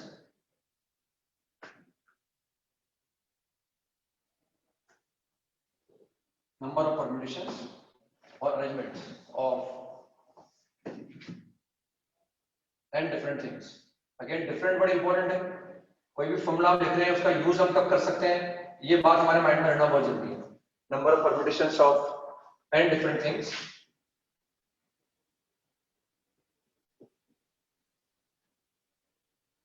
taking r at a time, शायद टेकिंग दिख रहा होगा, taking r at a time, r at a time. हो सकता है वो r जो है वो n के बराबर हो या n से छोटा हो, जितनी अवेलेबल है उनसे ज्यादा तो हो नहीं सकता है, r n के बराबर भी हो सकता है या उससे कम भी हो सकता है। अगर r n के बराबर हो जाएगा तो बेसिकली वो n फैक्टोरियल बन जाएगा, n है और n को अरेंज करूंगा तो वो n फैक्टोरियल बन जाएगा, लेकिन वो r n से कम भी हो सकता है। वो एक रो में अरेंज करें या r प्लेसेस पर अरेंज करें, एक ही बात है, इज इक्वल टू npr। जैसे एनसीआर की बात करते हैं ना, एनसीआर में सी कॉम्बिनेशन को डिनोट करता है, ये p परम्यूटेशन को अरेंज कर रहा है, ये सिंबल है, मतलब सिंबलिक, ये जो वैल्यू आएगी ना, यानी अगर मैं n में से r को लेकर नंबर ऑफ परम्यूटेशन बनाऊंगा तो वो जो वैल्यू आएगी उस वैल्यू को सिंबलिक फॉर्म में लिख रखा है हमने एनपीआर। एनपीआर का एन टोटल है, पी का मतलब परम्यूट कर रहा हूँ, एन में से आर को परम्यूट कर रहा हूँ, एन में से एन को परम्यूट करूंगा तो एनपीएन लिख दूंगा। एनपीआर का मतलब एन टोटल है, उनमें से मैं आर को परम्यूट कर रहा हूँ। Number of permutations of N different things taken R at a time is equal to NPR. ये सिंबलिक फॉर्म में लिखा हुआ है। इसकी जो वैल्यू होगी that is N factorial upon N minus R factorial. इसकी जो वैल्यू आएगी वो एन माइनस आर फैक्टोरियल आ जाएगी, ऐसा आ जाएगी इसकी वैल्यू। ये टेस्ट में आ गया था ना, आप सबको मतलब बहुत गुस्सा आ रहा होगा शायद, है ना, लेकिन हो जाता है कई बार, ऐसी बात नहीं है ना। वो एक सिंबल था, हो सकता है वो जो जिन्होंने पेपर बनाया हो उन्होंने भी अवॉइड करने की कोशिश करी होगी, मैंने भी देखा होगा तो मैंने भी अवॉइड करने की, दिखा नहीं एकदम, लगता है वो ठीक है हो जाता है ना, तो एक शायद ऑप्शन में लिखा हुआ आया था किसी ऑप्शन में, तो चलता है, मतलब कोई बात नहीं, कभी हो जाता है तो सब फर्क, कोई फर्क नहीं पड़ता उसमें। तो ये एनपीआर आ गया, वो जेई का एग्जाम देने के पहले लगभग जो हमें आता होगा पढ़ा चुके होंगे आप में, इसलिए उतना फर्क नहीं पड़ेगा। तो एनपीआर इज इक्वल टू इसकी जो वैल्यू है, यानी अगर हम डिराइव करेंगे, जैसे हमने एन फैक्टोरियल निकाला है ना, ऐसे अगर मैं एन में से आर को अरेंज करने के नंबर ऑफ वेज निकालूंगा तो वैल्यू इसके बराबर आएगी। फिर मैथमेटिशियन ने ऐसा लिखना इंटेलिजेंट लगा उन्होंने इसको, यानी ये क्या है, ये रिप्रेजेंट कर रहा है, this is representing number of permutations of N different things taken R at a time. तो उन्होंने इस वैल्यू को सिंबलिक फॉर्म में ऐसे लिख दिया, एन में से आर को अरेंज करने के नंबर ऑफ वेज निकालने हो तो ये वैल्यू आती, उसको सिंबलिक फॉर्म में ऐसे लिख देंगे। अगेन ये N R belongs to W and obviously बात है n is greater than equal to r, या तो n r के बराबर होगा, उससे बड़ा होगा। एनसीआर जब निकालते हैं ना, वो कॉम्बिनेशन को रिप्रेजेंट करता है और सिलेक्शन को रिप्रेजेंट करता है, उसकी वैल्यू निकालना आता है, उसको देखना बाकी है, बिल्कुल देखेंगे एनसीआर का नंबर भी आएगा। तो उसमें क्या होता है, हेड फैक्टोरियल, ये हेड माइनस टेल है, उसमें टेल फैक्टोरियल भी आता है साथ में, इसमें टेल फैक्टोरियल नहीं आया, ये जो वैल्यू है इसको सिंबलिक फॉर्म में ऐसे लिख दिया। मेरी बात समझ रहे, हेड फैक्टोरियल आ गया, हेड माइनस टेल आ गया बस इसमें, और वो नहीं आया। और अगर मैं ध्यान से देखूं यहाँ पर, अगर मैं ये निकालना चाहूँ एनपीएन, एनपीएन का मतलब क्या होगा, एक तो मैं इस सिंबल से निकाल सकता हूँ यहाँ से, एनपीआर का मतलब अगर ये तो एनपीएन का मतलब निकाल सकता हूँ, वरना एनपीएन का मतलब एन टोटल है, और एन टोटल है, हम एन को अरेंज कर रहे हैं, number of permutations of N different things taken all at a time, taking N at a time, ये कितना आ जाएगा, ये एन फैक्टोरियल बराबर आ जाएगा। चाहे तो हम यहाँ से भी निकाल सकते हैं ना, अगर हम इसको निकालेंगे head factorial, what is head minus tail factorial, what is head minus tail, zero आ जाएगा, जीरो फैक्टोरियल कितना आ जाएगा, बराबर आ जाएगा एन फैक्टोरियल, यानी एनपीएन की वैल्यू क्या आ जाएगी, एन फैक्टोरियल आ जाएगी। एनपीआर का समझ आ गया ना, अगर कहीं लिखा हुआ 4p3, कहीं अगर लिखा है 4p2, तो इसकी वैल्यू निकाल सकते हैं इस फॉर्मूले से। लेकिन इसका मतलब क्या है, टोटल 4 है, 4 डिफरेंट में से अरेंज दो को कर रहे हैं, है तो 4 अरेंज कर रहे हैं, दो को अरेंज कर रहे हैं, तो 4 factorial upon head minus tail factorial, ऊपर आ जाएगा 24, नीचे आ जाएगा नंबर 2, आंसर आ जाएगा 4 में से अगर मैं दो को अरेंज करूंगा तो वैल्यू आ जाएगी हमारे पास 12 फैक्टोरियल। फॉर्मूला की जरूरत इसलिए पड़ी, बेसिकली कम ज्यादा होता है ना, अगर 4-5 ही होंगे उनको अरेंज करना होगा तो अपन मैन्युअली कैलकुलेट करके निकाल लेंगे, लेकिन मान लो 10 हो, 10 में से मुझे 3 अरेंज करने हो तो वैल्यू बहुत बड़ी आएगी, इससे मैथमेटिक्स को लगा हुआ फॉर्मूला जनरेट करना जरूरी है। अब 4 में से 4p2 का मतलब ये 4 मेरे पास मान लो ये, इनमें से मुझे 2 को अरेंज करना है, तो 2 को अरेंज करने के नंबर, हालांकि 12 बहुत बड़ा नंबर नहीं है, अपन यही बना के भी निकाल सकते हैं, 4 में से 2 को अरेंज करना है तो निकाल सकते हैं, जैसे मैंने शुरुआत में बताया था आपको याद हो तो, 3 में से 2 को अरेंज करने के नंबर, तीनों को अरेंज करना होगा 3 फैक्टोरियल, लेकिन अगर मैं 3 में से 2 को अरेंज करना होगा और मुझे मैथमेटिक्स नहीं आती होगी तो मैं कॉमन सेंस लगाऊंगा, तो मैंने 2 को अरेंज करने के लिए कहा है, तो पहले मैं 2 लाऊंगा, कौन से 2 अरेंज करूंगा, या तो मैं एबी को लाऊंगा, या मैं एसी को लाऊंगा, या मैं बीसी को लाऊंगा। अब अगर मैं एबी को अरेंज करूंगा तो एबी को अरेंज करने पर कितना आ जाएगा, एबी को अरेंज करने पर आ जाएगा ए, दो एलिमेंट आ जाएंगे। अगर मैं ए और बी को अरेंज करूंगा तो यहाँ से 2 आ जाएंगे, एक एबी आएगा और एक बी आ जाएगा, एक एबी और एक बी, एक एसी आ जाएगा और एक सी आ जाएगा, और एक आ जाएगा हमारे पास सीबी और बीसी, ये आ जाएगा। और बड़ा फॉर्मूला है हमारे पास, 3 है, 2 अरेंज करना है, आंसर इज 3p2, और 3p2 निकालना जानते हैं, 3 factorial upon 1 factorial, head factorial head minus tail factorial, ये आ जाएगा 6 आ जाएगा। तो ये मैन्युअली भी कैलकुलेट कर लिया, ऐसे भी निकाल, ऐसे यहाँ भी निकाल सकते हैं, 12 भी कोई बहुत बड़ी वैल्यू नहीं है, लेकिन अपन फॉर्मूला जनरेट करने की कोशिश कर लें ताकि कोई बड़ा नंबर आएगा तो दिक्कत नहीं आएगी अपने। यहाँ भी अगर अपन 12 बनाना चाहे तो बना सकते हैं ना, 4 में से मुझे 2 लेने हैं, 2 को अरेंज करना है, तो पहले 2 लेके आओ, 2 कैसे लेके आएंगे, एक तो एबी को लेके आ जाओ, एक एसी को लेके आ जाओ, एक एडी को लेके आ जाओ, एक बीसी को लेके आ जाओ, एक बीडी को लेके आ जाओ, एक सीडी को लेके आ जाओ। अगर मैं 4 में से 2 अरेंज करना चाहता हूँ, पहले मैं 2 लेके आया, अभी किनको अरेंज करूंगा, तो इनको अरेंज करूंगा, वो लिखते थे ना, पर बाई क्वालिटी पढ़ते थे, सम टेकन 2 एट अ टाइम, तो वहां लिखना सिखाया था आपको, सम टेकन 2 एट, तो 2 लेके आ गए अपने, इनसे 2 बनेंगे, इससे 2 बनेंगे, इससे 2 बनेंगे, इससे 2 बनेंगे, इससे 2 बनेंगे, 12 आ जाएंगे हमारा आंसर 12, या फिर मैथमेटिकल फॉर्मूला हो गया तो 4। अब आया कैसे फॉर्मूला, उसको निकाल लेते हैं, वरना मैं, हालांकि मैं इस फॉर्मूले को कम यूज करता हूँ, मैं खुद भी इसको, लेकिन कहीं लिखा हुआ आ सकता है ना, आंसर इस फॉर्म में आ सकता है, इसकी जरूरत पड़ सकती है, इसलिए इसको लिखा जाता है, अदरवाइज हमें कैलकुलेट करना हो तो इस फॉर्मूले की जरूरत नहीं है अपने को, हम जो कंसेप्ट है इस फॉर्मूले के पीछे उसका यूज कर सकते हैं। अब पहले मैं ये एक्सप्लेन करता हूँ, अगर मैं इन तीन में से दो को अरेंज करता तो नंबर ऑफ परम्यूटेशन मैं अपने आप निकाल सकता हूँ। कैसे भाई, या तो मैं ए बी आएगा या बी आएगा, या ए सी आएगा या सी आएगा, या बी सी आएगा और सी बी आएगा, बी सी और सी, ये ऐसा आएगा। हमें तीन में से दो को अरेंज करना है, तो अगर दो को अरेंज करना है तो दो को अरेंज करने के दो प्लेसेस चाहिए, दो प्लेसेस बना दिए। इससे माइंड में रहेगा, जो मैं आगे समझाऊंगा ना जनरलाइज वे में, तो थोड़ा आसान रहेगा। अब तीन में से मुझे अरेंज करने दो, मैंने मैनुअली बना के दिखा दिया आपको। अब दो को अरेंज करने के लिए दो प्लेसेस चाहिए, तो इस प्लेस को फिल करने के कितने तरीके हैं? हमारे पास तीन है, अरेंज हम दो कर रहे हैं, दो को अरेंज करने के लिए दो प्लेसेस चाहिए, इस प्लेस को फिल करने के नंबर ऑफ वेज 3, जितने अवेलेबल है उनमें से कोई भी आ सकता है। यहाँ अरेंज भले ही दो कर रहे हैं, लेकिन इस प्लेस को फिल करने के तीन तरीके हैं, जितने हैं उतने सब, क्योंकि फर्स्ट प्लेस पर ए भी आ सकता है, फर्स्ट प्लेस पर ए भी आ सकता है, फर्स्ट प्लेस पर बी भी आ सकता है, फर्स्ट प्लेस पर सी भी आ सकता है। यानी इस प्लेस को फिल करने के तीन तरीके हैं। अरेंज भले ही दो को कर रहे हैं, लेकिन यहाँ वो जो अवेलेबल है उनमें से कोई भी आ सकता है। अब एक मैंने रख दिया, अब तीन में से एक गया, कितने बचे? दो। इस प्लेस को फिल करने के दो तरीके हैं। अगर यहाँ ए आ गया होगा तो यहाँ बी आ सकता है या सी आ सकता है, यहाँ बी आ गया होगा तो क्या, मेरी बात समझ आ गई? ऐसे निकाल लिया ऐसे। अब इसको आगे समझ रहे हैं, जनरलाइज कर रहे हैं। और बाय एन डिफरेंट लेटर है, N different letter, A1 A2 A3 और n, इनमें से आर अरेंज कर रहे हैं। जैसे यहाँ तीन थे, तीन में से दो अरेंज कर रहा था तो दो प्लेस बना लिए। अब एन में से आर को अरेंज कर रहा हूँ, सबको अरेंज नहीं कर रहा, तो आर प्लेसेस दो कर लिए, आर प्लेसेस, या ये फर्स्ट प्लेस, ये सेकंड प्लेस, ये थर्ड प्लेस, ये आर माइनस 100 प्लेस है, आर प्लेस, क्योंकि आर को अरेंज कर रहे हैं, एन में से आर को। अब देख रहे हो इस प्लेस को फिल करने के तरीके कितने, भले हम अरेंज आर कर रहे हैं, लेकिन यहाँ इन एन में से कोई सा भी आ सकता है। हम अरेंज दो को कर रहे थे तीन में से, लेकिन इस प्लेस पर इन तीनों में से कोई भी आ सकता था। अरेंज भले दो को कर रहे थे, लेकिन फर्स्ट प्लेस को फिल करने के तीन तरीके थे। ऐसे अरेंज आर को कर रहे हैं तो इस प्लेस को फिल करने के एन वेज, इस प्लेस को फिल करने के एन वेज। तो ये बेसिक कंसेप्ट का भी इस्तेमाल कर सकते हैं अपन चाहे तो। मैं एन में से मुझे आर अरेंज करने हैं, प्लेस को फिल कर दूं। अब मैंने एक रख दिया कोई, कितने बचे? एक कम हो गया यहाँ से, तो कितने बचे? n-1, इसको फिल करने के n-1 वेज हो गए। अब दो प्लेस मैंने फिल कर दी तो दो कम हो गए, अब कितने बचे? n-2, इसको फिल करने के n-2 वेज हमारे पास में। दो रख चुका मैं तो दो कम हो गए, इन n में से दो कम कर दी, इसको फिल करने के n-2 वेज हो गए। अब देख रहे हैं इसके पहले कितने प्लेसेस कर चुका हूं, इसके पहले मैं r-2 प्लेसेस फिल कर चुका हूं। r-2 प्लेसेस फिल करने का मतलब यहां से n में से r-2 का यूज कर चुके हैं, n में से r-2 का यूज कर चुके, तो n में से r-2 को कम कर दूंगा, क्योंकि r-2 प्लेसेस फिल कर चुका अगर मैं, तो r-2 लेटर का मैं यूज कर चुका। टोटल मेरे पास n थे, उनमें से r-2 कम कर दी, तो इसको फिल करने n-r2 वेज हो गए। और अगर मैं इसको फिल करने के लिए, इसको फिल करने के पहले कितने प्लेसेस हैं? r-1 प्लेसेस फिल कर चुका, मतलब n में से r-1 का यूज कर चुका। ये कितना बचा? इस प्लेस को फिल करने के हमारा गया n-r+1। तो ये जो प्रोडक्ट आएगा, this is representing the number of permutations of n different things taken r at a time. Therefore, number of permutations of n different things taken r at a time is equal to n into n-1 into n-2 into n-r plus 2 n-r plus 1। ये ऐसा हो जाएगा। ये जो product है, this is representing the number of permutations of n different things taken r at a time। अब mathematician को लगा होगा भाई इसको और आसान कर सकते हैं, ये दिखने में अच्छा नहीं लग रहा, याद रखने में अच्छा नहीं लगेगा। इसको आसान करने के लिए उन्होंने देखा भाई ये सबसे बड़ा नंबर इनमें ही है, इनमें से लगातार मैं एक कम कर रहा हूँ, इसमें से एक कम किया ये आ गया, इसमें से एक कम किया ये आ गया, कम करते इसमें यहाँ आ गया, इसमें से एक कम किया यहाँ आ गया।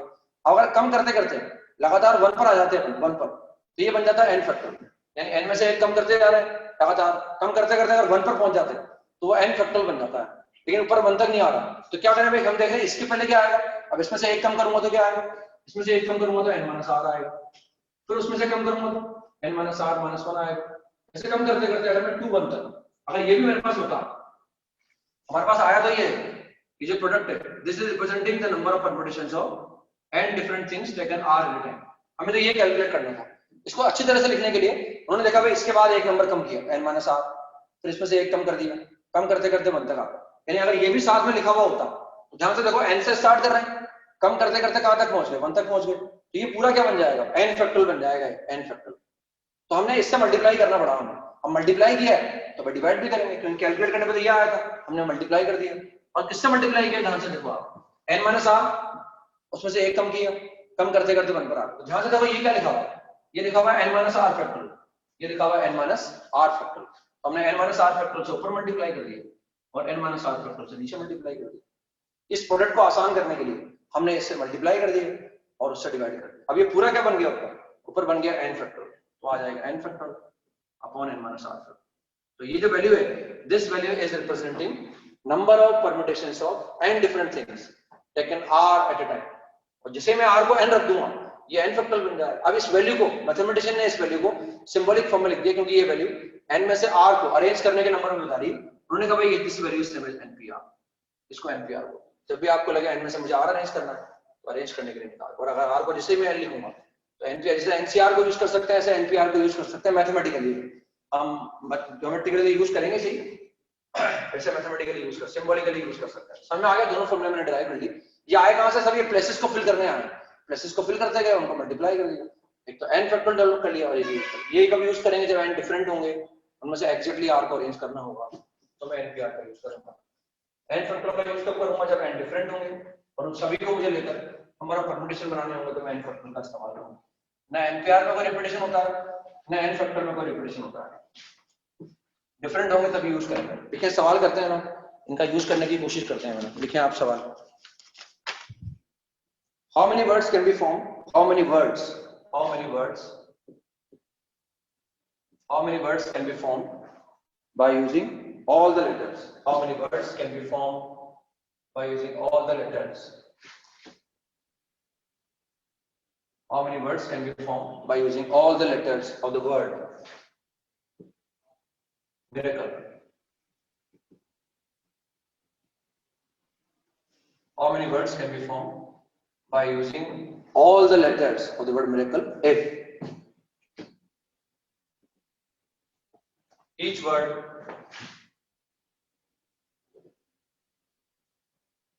begins and ends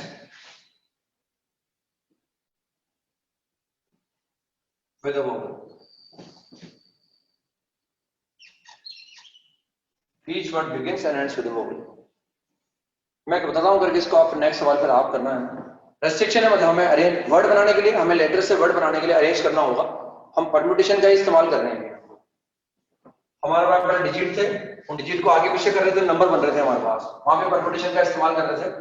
अब लेटर आ गए, लेटर को आगे पीछे करेंगे, उससे वर्ड्स बनेंगे, उसके लिए भी परम्यूटेशन का इस्तेमाल करेंगे। पहले सवाल ध्यान से पढ़ना पड़ेगा, how many words can be formed by using all the letters of the word miracle. यानी ये जो वर्ड दिया हुआ है, हमें इसके जितने भी लेटर इसमें हैं सारे लेटर का यूज करना है। जितने ये वर्ड है इसमें जितने भी लेटर हैं उन सबका इस्तेमाल करना है और उन सबका इस्तेमाल करके वर्ड्स बनाने हैं। और उसमें रेस्ट्रिक्शन है, अगर ये रेस्ट्रिक्शन नहीं होता, सिर्फ लिखा हुआ होता how many words can be formed by using all the letters of the word miracle, सिर्फ ये लिखा हुआ होता तो सवाल आसान होता। भाई हमारे पास कितने, ये वर्ड जो है इसमें कितने लेटर है, इसमें लेटर है 2, 2, 4, 6, 7 लेटर है। क्या सब डिफरेंट है? यस। तो 7 लेटर है, सब डिफरेंट है, मुझे सबका यूज करके वर्ड बनाने हैं। और 7 डिफरेंट है, उनका यूज करके वर्ड कैसे बनाऊंगा, उनको परम्यूट कर दूंगा, तो नंबर ऑफ वर्ड आते हैं 7 पर। अगर कोई रेस्ट्रिक्शन नहीं होता, सिर्फ ये लिखा हुआ होता how many words can be formed by using all the letters of the word miracle, तो आंसर होता है 7 फैक्टोरियल। क्योंकि 7 है, डिफरेंट है, सभी का यूज करना है, उनको आगे पीछे करूंगा तो 7 फैक्टोरियल वर्ड बन जाए। चाहे इनका मतलब निकलता हुआ नहीं निकलता, ये जो वर्ड बन रहे हैं ना भाई, मिरेकल का मतलब मुझे पता है। अब मिरेकल की जगह मैं आर को यहाँ कर दूं और आई को वहां कर दूं, भाई एक वर्ड ये भी बनेगा ना, मैंने एम को यहाँ कर दिया, आर को यहाँ कर दिया, अब ये भी एक वर्ड बन गया। अब इसका कोई मतलब निकलता हो नहीं निकलता उससे मतलब नहीं, हालांकि लिखा हुआ आया था विद और विदाउट मीनिंग, जो वर्ड अपन बना रहे हैं चाहे उन वर्ड्स का कोई मतलब निकलता हो या नहीं निकलता हो, है ना, ये एक कॉम्बिनेशन है, मतलब ये एक अरेंजमेंट है, इसका यूज किया मैंने वर्ड बन गया, ये वर्ड अलग है, ये वर्ड अलग है ना, तो आंसर भी 7 फैक्टोरियल आता है। लेकिन यहाँ रेस्ट्रिक्शन है, और अगर रेस्ट्रिक्शन है तो जो उन्होंने कहा है उनकी बात तो माननी पड़ेगी इतने में। तो हमारे पास 7 लेटर, हमारे पास 1 2 3 4 5 6 7 प्लस मिनट रो गई। रेस्ट्रिक्शन है, यहाँ वोवेल आना चाहिए और यहाँ भी वोवेल आना चाहिए, तो वोवेल को अलग कर लेते हैं। वोवेल का मतलब हम समझते हैं, कॉन्सोनेंट का मतलब हम समझते हैं, तो 3 तो वोवेल है हमारे पास और उसके बाद जो कॉन्सोनेंट है उनको अलग कर लिया। अब ऐसा अलग अलग करो ना तो इनको काउंट भी कर लिया करो। सब देख रहे हैं 3 तो वोवेल लिखे मैंने और 4 लिखे कॉन्सोनेंट, तो लेटर कितने हो गए? 7 हो गए। तो इनको टैली कर लिया करो, ये 7 लिखे हैं, क्या इनकी काउंटिंग भी 7 है क्या? हो सकता है कोई एक गलती से ज्यादा लिख दें या कोई गलती से एक कम लिख दें, क्योंकि अगर ये गलत लिखेंगे तो सवाल ही गलत हो जाएगा। इसलिए एक बार क्रॉस चेक कर लेना चाहिए। मैंने अलग अलग कर लिया वोवेल कॉन्सोनेंट को, इनकी काउंटिंग, और ये जो काउंटिंग है टैली कर रही है, मतलब इसको एक बार चेक कर लेना चाहिए।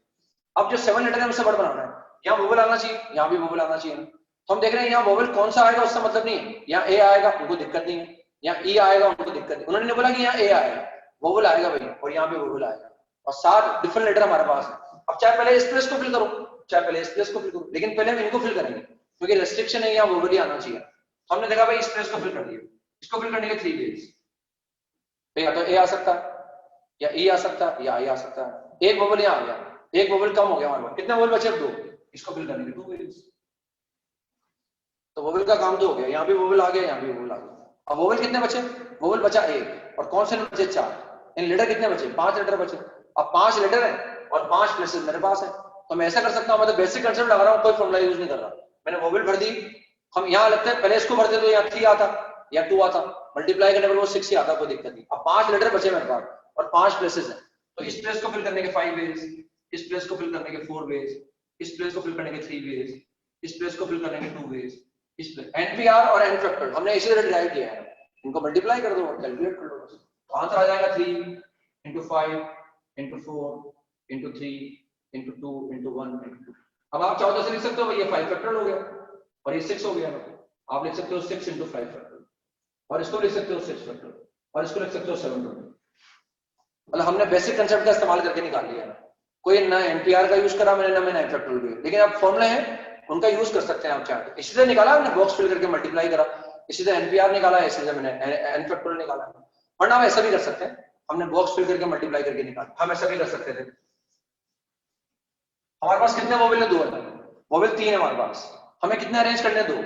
हमें यहाँ वोवेल रखना है, यहाँ वोवेल रखना है तो 3, लेकिन मुझे 2 में 2 अरेंज करना है। इस प्लेस पर वोवेल आना चाहिए, इस प्लेस पर पहले इन्हीं को फिल करूंगा क्योंकि रिस्ट्रिक्शन है, तो 3 में से 2 वोवेल को अरेंज करना है तो 3 अरेंज मुझे 2 ही करने हैं, 2 प्लेसेस का मतलब 2 रखने हैं, तो 3 में से 2 वोवेल को अरेंज करने का नंबर है 3p2। ये सिंबॉलिक फॉर्म में लिख लिया, ये 2 प्लेसेस को मैंने वोवेल से फिल कर दिया, यानी 3 में से 2 वोवेल इन 2 प्लेसेस पर अरेंज कर दिए 3p2। अब कितने लेटर बचे? तो एक तो वोवेल कम हो गया, 2 तो वोवेल कम हो गया, एक तो वोवेल बचा और 4 बचे, कितने बचे? 5 लेटर बचे। अब 5 लेटर को 5 डिफरेंट लेटर को 5 डिफरेंट लेटर को 5 प्लेसेस पर अरेंज करने के नंबर हुए 5 डिफरेंट को 5 प्लेसेस पर अरेंज करने के नंबर 5। ये सिंबॉलिक फॉर्म में लिख दिया, ये ऐसा मैंने बॉक्सेस को फिल करके मल्टीप्लाई करके निकाला, या मैंने इसका यूज कर लिया। अरे बात समझ आगे शायद, 3 वोवेल में से 2 को अरेंज कर दिया, या वोवेल अरेंज हो गए। अब 5 लेटर बचे, 5 डिफरेंट है और 5 के 5 मुझे अरेंज करने हैं, 5 को 5 डिफरेंट प्लेसेस पर अरेंज करने के नंबर इज 5 फैक्टर। मतलब इसकी वैल्यू निकाल सकते हैं अपन जान के, this is 3 factor of 1, what is head minus 10 1 factor into 5 factor, what is 3 factor 6 into 5 factor is equal to 6 factor या 7। अब आंसर हो सकता है एक ऑप्शन में ऐसा लिखा हुआ है, हो सकता है एक ऑप्शन में ऐसा लिखा हुआ है, हो सकता है एक ऑप्शन में ऐसा लिखा हुआ है। इसलिए लिखना सीखते हैं, वरना कैलकुलेट ही करना हो, आंसर ही निकालना हो बस, तो आप किसी भी निकाल लो, आप सिंबॉलिकली निकाल लो। ऐसा हो सकता है किसी ऑप्शन में एनपीआर की फॉर्म में लिखा हो, किसी ऑप्शन में ऐसा लिखा हो, किसी ऑप्शन में ऐसा लिखा हो, वैल्यू सेम है सबकी। क्लियर हो गया मेरे हिसाब से ना? तो आप बेसिक भी इस्तेमाल कर सकते हैं या फॉर्मूले का भी इस्तेमाल कर सकते हैं। सेकंड सवाल लिखे, नेक्स्ट सवाल लिखे, तो पहले रेस्ट्रिक्शन फॉलो किया, उसके बाद फिर कैलकुलेट कर लिया। लिखे नेक्स्ट सवाल लिखे, how many 4 letter words, how many 4 letter words, how many 4 letter words can be formed, how many 4 letter words, next problem लिख रहे हैं, how many 4 letter words can be formed by using, how many 4 letter words can be formed by using the letters of the word history,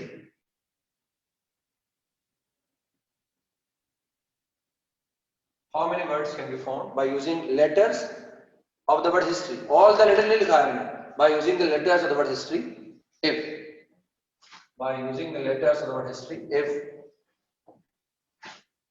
each word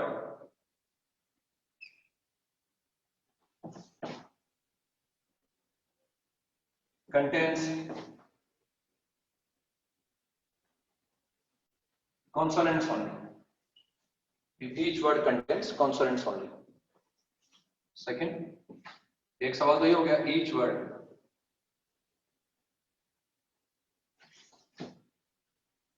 begins with a vowel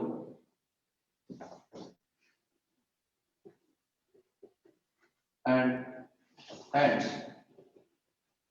with a consonant. And ends with a consonant.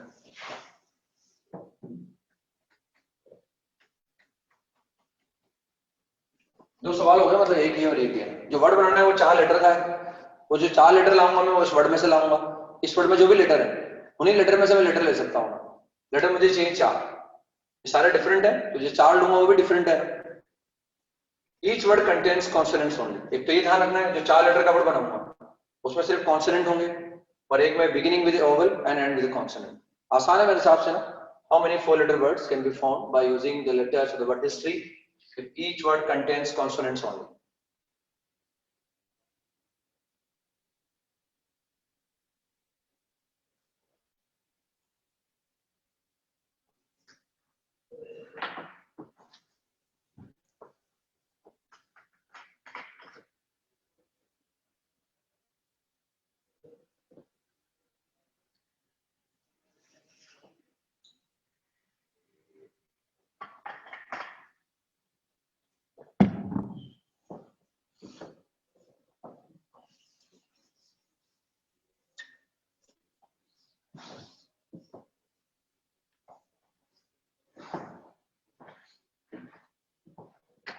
तो consonant और vowel की कहीं कहीं बात हो रही है ना, तो पहले वोवेल को अलग कर लो इसमें। एक तो वोवेल हमारे पास आई है और एक ओ है।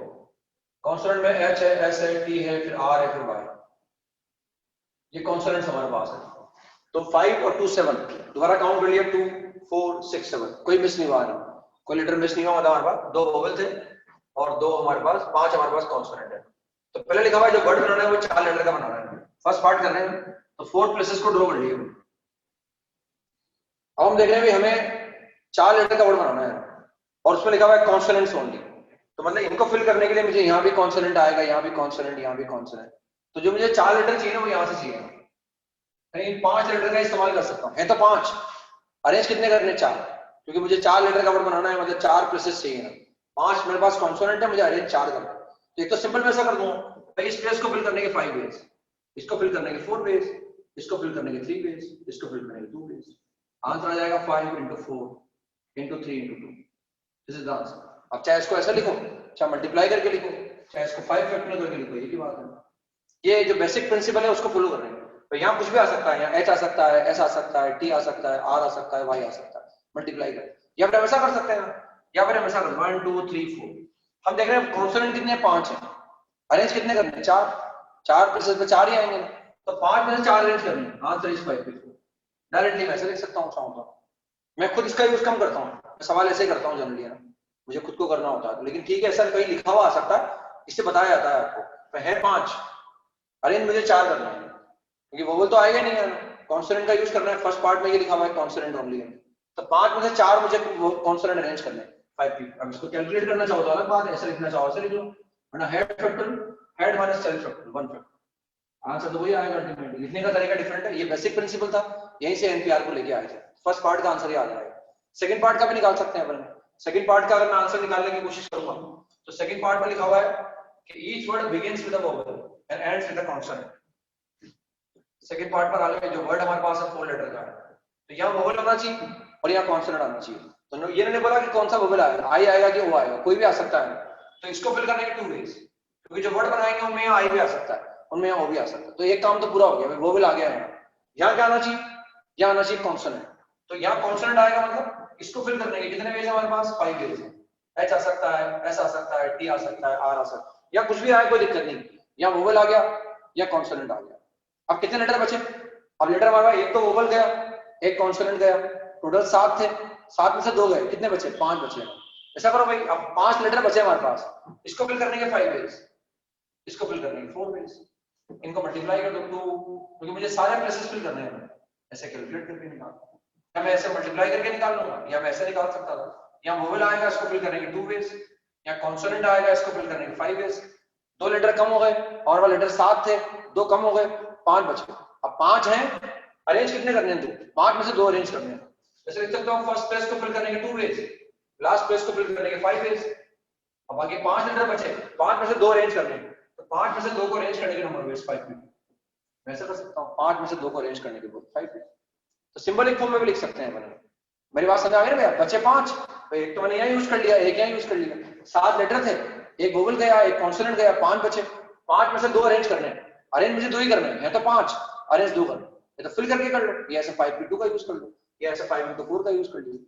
हम 5p2 की वैल्यू भी निकाल सकते हैं चाहे तो हम ऐसे भी लिख सकते हैं, और इसको बाद में जब ऐसा लिखेंगे और कैलकुलेट करना होगा 5 फैक्टोरियल अपॉन 3, ये head factorial head minus ten, और वही इसको अगर मैं कैलकुलेट करूंगा 5 into 4 आ जाएगा, वापस 5 into 4 आ जाएगा, ऐसे निकाल सकते हैं। लिखें नेक्स्ट सवाल लिखें।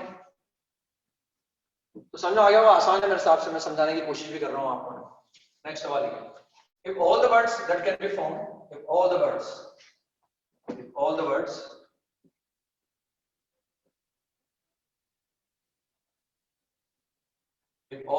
that can be formed by using, if all the words that can be formed by using all the letters of the word rank, if all the words that can be formed by using all the letters of the word rank are arranged, if all the words that can be formed by using all the letters of the word rank are arranged as a dictionary,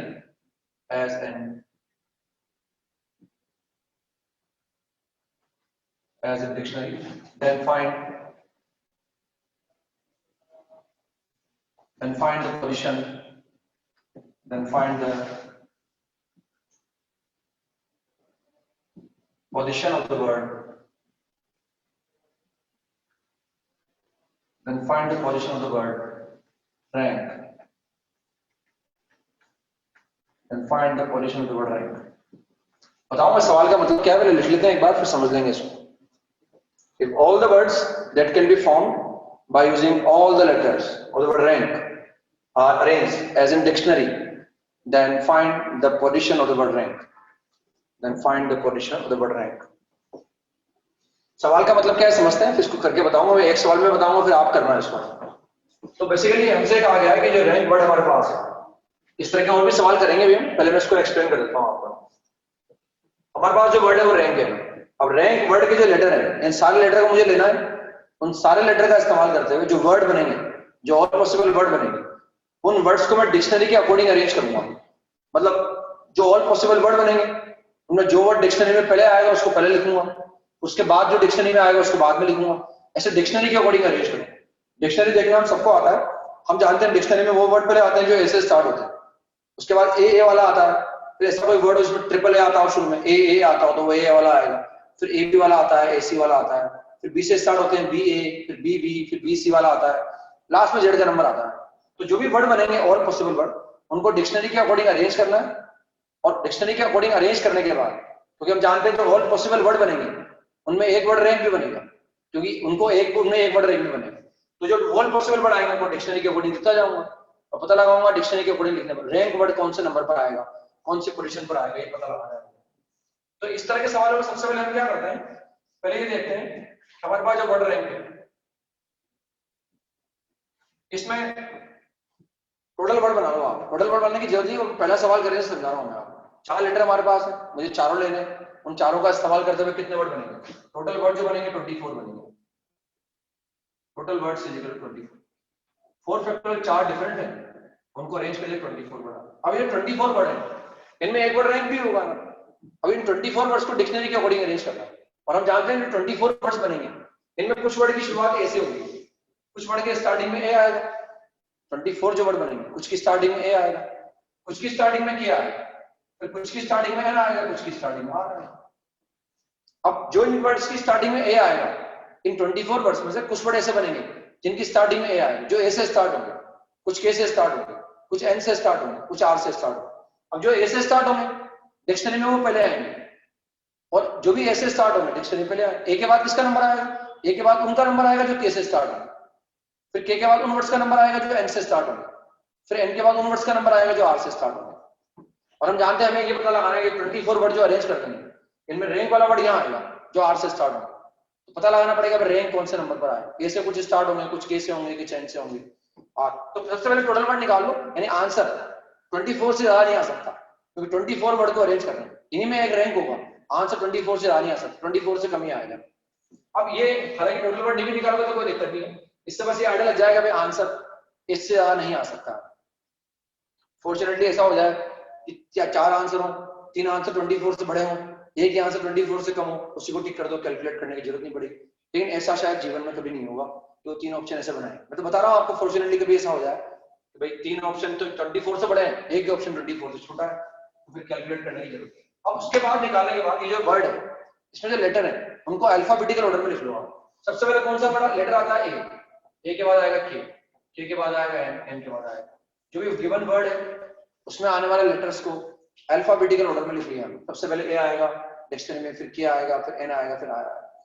अब हमें देखना है rank word निकालना है, तो हम 4 letter के जो वर्ड है पहले वो वर्ड निकाल रहे हैं जो ए से शुरू होंगे, जिनके स्टार्टिंग में ए। सबसे पहले डिक्शनरी में वो वर्ड आएंगे जो ए से स्टार्ट। तो हमने ए को फिक्स कर दिया क्योंकि हम ए से स्टार्ट होने वाले वर्ड काउंट कर, ए को फिक्स कर दिया। अब ए को फिक्स करने के बाद कितने वर्ड बचे होगा? 3 बचे। ए के फिक्स करने के बाद 3 बचे, ए को तो फिक्स कर दिया, 3 बचे।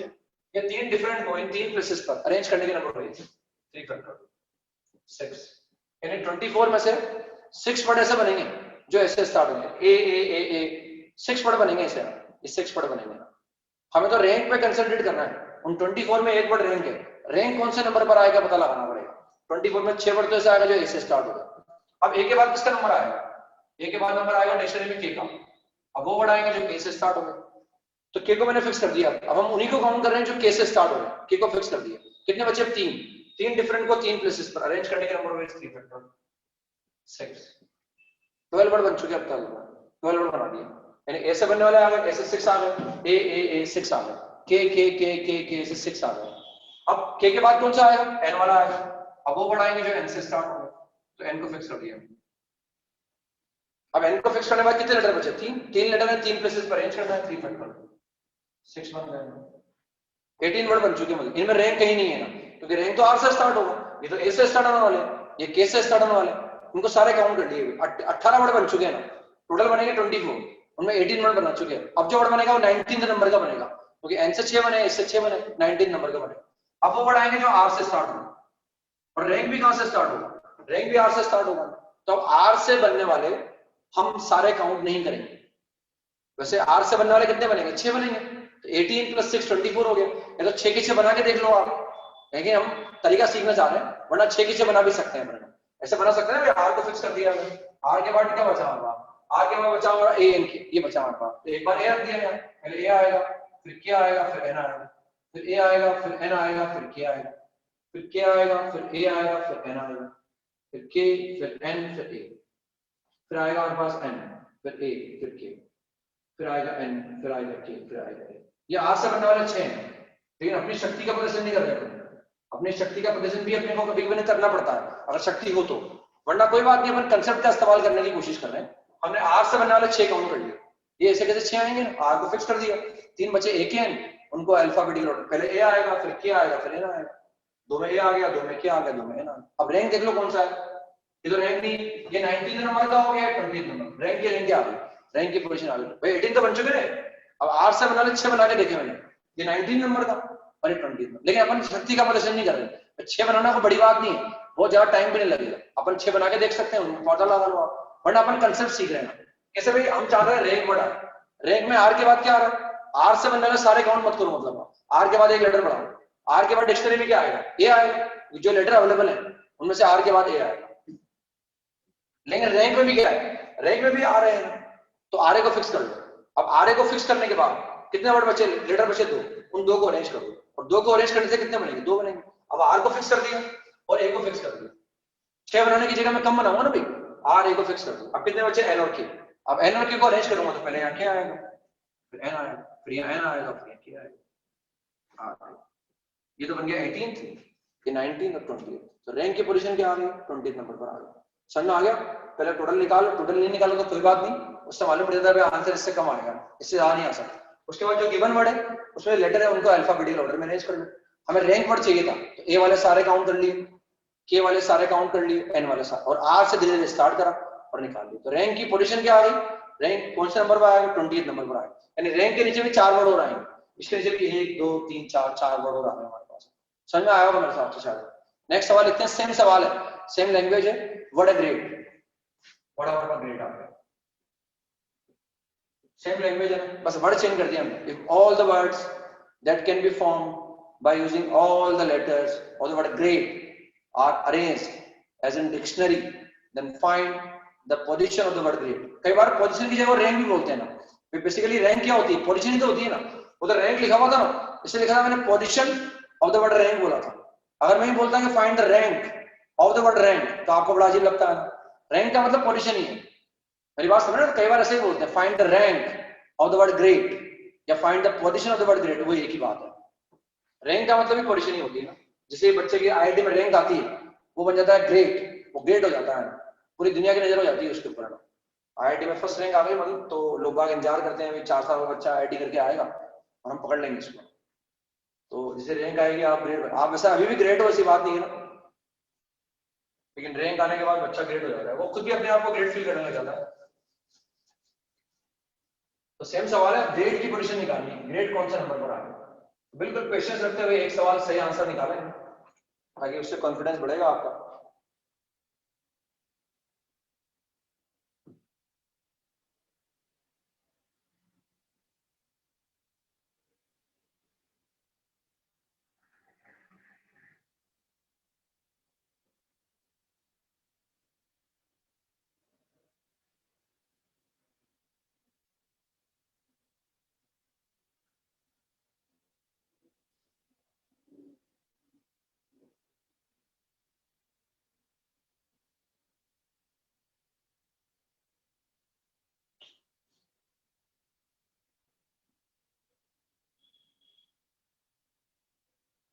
टोटल निकालेंगे तो 120 आएंगे, आंसर 120 से कम आएगा, मतलब उसकी जरूरत नहीं है वैसे अपने को, लेकिन फिर भी इसको अल्फाबेटिकल ऑर्डर में लिख लो, पहले कौन सा वर्ड आएंगे, पहले किससे स्टार्ट होगा। हम ग्रेड में इंटरेस्टेड है, ग्रेड जी से स्टार्ट होगा, तो जी से बनने वाले सारे काउंट नहीं करेंगे ना, धीरे धीरे जी के बाद एक लेटर बढ़ाएंगे और ग्रेड पे कंसंट्रेट करके रखेंगे, भाई ग्रेड निकालना है अपने को। बिल्कुल पेशेंस रखते हुए निकालना चाहिए आंसर ना। क्लास चलने के दौरान अगर आंसर सही आता है ना, तो कॉन्फिडेंस बढ़ जाता है हमारा, क्लास चल रही है, हमने अभी सीखा है और सीख कर उसको अप्लाई कर लिया और आंसर सही निकाल लिया, तो अपने आप कहीं ना कहीं कॉन्फिडेंस बढ़ता है हमारा उससे।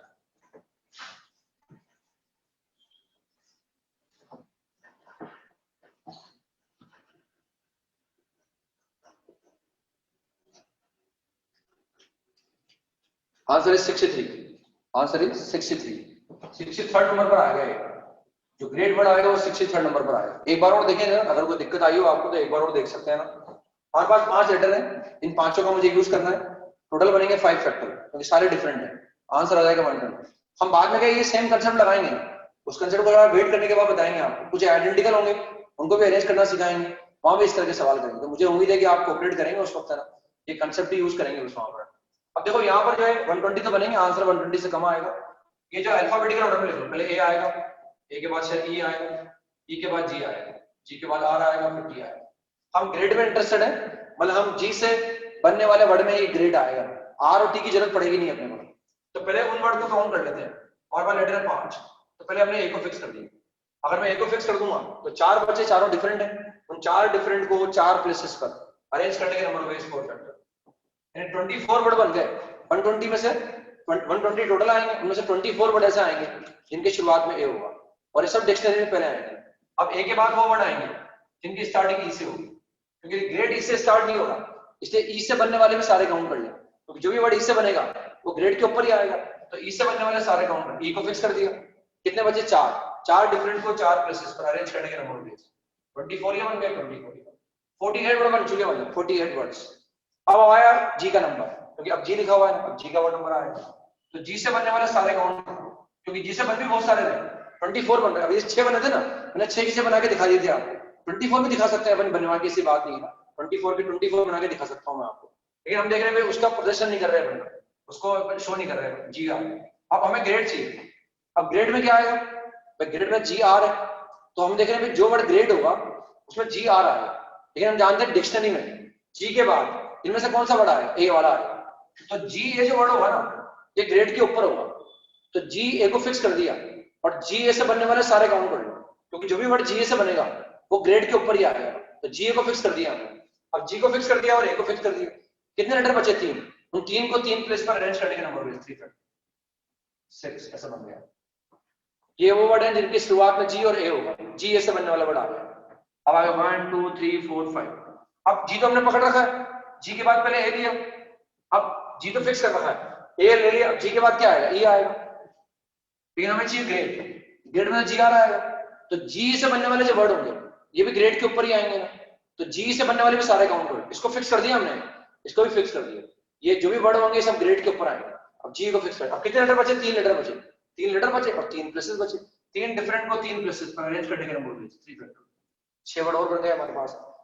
अब जी के बाद हमने ए का इस्तेमाल कर लिया, जी के बाद ई से बनने वाले वर्ड को, अब जी के बाद क्या आएगा, आर आएगा, 1 2 3 4 5, तो जी के बाद आर होगा, लेकिन ग्रेड भी कहां से स्टार्ट होगा, जी आर से स्टार्ट होगा। अगर तो जी आर से बनने वाले सारे काउंट कर लो, जी आर से बनने वाले कितने आएंगे, 6 आएंगे, 6 बना के देख लो, उनमें देख लो कि ग्रेड कौन सा आएगा। अब यहाँ पे इंटेलिजेंसी का इस्तेमाल करें, जी आर हमें तो चाहिए जी आर ई, हम देख रहे हैं जी आर ए भी आएगा, जी आगे आर आएगा, आर के बाद क्या आएगा, ए आएगा, तो जी आर ए वाले सारे काउंट कर दो, जी आर ए वाले, क्योंकि ये जो भी वर्ड आएंगे ये जी आर ई के पहले आएंगे, जी आर ए वाले काउंट करो, तो तीनों को फिक्स कर दिया हमने, तीनों को। अब कितने बचे, दो, दो को अरेंज कर लो, दो, फिर दो और बन गए, 1 2 3 4 5। अब जी आर को तो पकड़ रखा है हमने, जी आर के बाद ए के बाद क्या आएगा, ई आएगा, अब ए के बाद तो जी आर को पकड़ रखा है, ए के बाद अब ई आएगा, लेकिन ग्रेड में भी क्या है, ग्रेड में भी ई है, जी आर ई है, और अब 2 वर्ड बना, अब ई के बाद क्या आएगा, अब इन तीनों को फिक्स कर दिया, अब 2 लेटर बचे, 2 लेटर बचे तो 2 वर्ड बनेंगे, उन दोनों को बना के देख लो आप, भाई ई, जी गया, आर गया, ई को पकड़ रखा है, अब क्या बचा, ए और टी, तो पहले कौन सा आएगा, ए, फिर आएगा टी, क्या यही ग्रेड है, यस यही ग्रेड है, एक वर्ड और बन गया हमारे पास, एक वर्ड और बन गया, तो ये कितना बन गया, 30, ये हो गया 30, ये हो गया 30, 60, ये 62, और ग्रेड आ गया 63rd नंबर पर। समझ में आ गया ना, ऐसा स्टेप बाय स्टेप चलते गए, जी से सारे काउंट नहीं करे, जी के बाद ए लिया, सारे काउंट कर लिए, फिर जी के बाद ई लिया, सारे काउंट कर लिए, फिर जी आर आया, तो जी आर में भी ग्रेड, तो जी आर से बनने वाले 6 काउंट कर लेते हैं, या हमने जी के आर के बाद एक और बढ़ा दिया और कैलकुलेट कर लिया और कैलकुलेट करके निकाल लिया, ठीक है ना। ये प्रैक्टिस पर डिपेंड करता है, बहुत जल्दी निकल जाते हैं, वरना है ना फटाफट निकाल लो आप, प्रैक्टिस से धीरे धीरे काम चलता ही है ना। वो मैंने बताया ना आपको, शुरुआत में काफी दिक्कत आती है, वो जब चीज फ्लो में आ जाती है तो समय कम लगता है। शुरू में जब मैथमेटिक्स सीखा होगा आपने, जब वन बनाना सीखा होगा आपने, वन मैथमेटिक्स का वन बनाना सीखा होगा, तो बड़ी दिक्कत आई होगी आपसे, आपके पेरेंट्स से पूछना आपने, स्पेशली आपकी मम्मी से पूछना है ना कि वन बनाने में बड़ी दिक्कत आई होगी आपको, आप सीधा बनता ही नहीं है, आप प्रैक्टिस हो गई, रात को 12 बजे को जगा है तो वन ऐसा ही बनेगा हमसे, ऐसा नहीं बनेगा, तो ये सब प्रैक्टिस है, मतलब है ना, समझाने में समझ आ लगता है, बाकी एक बार समझ में आने के बाद फिर दिक्कत नहीं आती है। नेक्स्ट सवाल लिखें,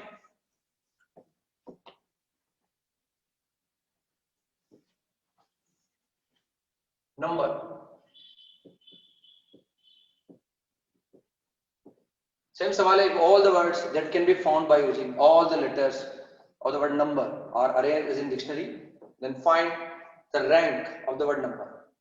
रैंक ऑफ द नंबर निकालें या पोजीशन ऑफ द नंबर निकालें, एक ही बात है। अब थोड़ा फास्ट हो सकता है ना, मतलब फास्ट नहीं भी हो तो कोई बात नहीं, कंसेप्ट सीखना है, सीखते वक्त चीजों को सीखते हैं, बहुत धीरे धीरे सीखते हैं तो लंबे समय तक याद रहती है, ऐसा मेरा मानना है। शायद जल्दबाजी करते हैं शुरुआत में तो दिक्कत आती है, बार बार भूलते रहते हैं, फिर उसको देखो, फिर उसको भूल जाओ, फिर उसको देखो, तो सीखते वक्त पेशेंस रखो ताकि लंबे समय तक चलेगा वो।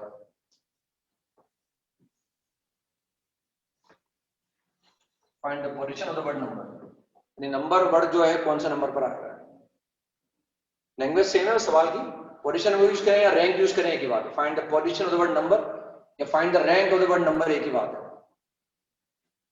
तो पहले वही टोटल निकालने की कोई जरूरत नहीं, 720 से कम आएगा मतलब आंसर, और पहले इनको अल्फाबेटिकल ऑर्डर में अरेंज कर लो, उसके बाद देख लो भाई हमें नंबर चाहिए, नंबर एन से स्टार्ट हो, तो एन के पहले जो भी आएंगे उनसे स्टार्ट होने वाले सारे काउंट करते रहो आप।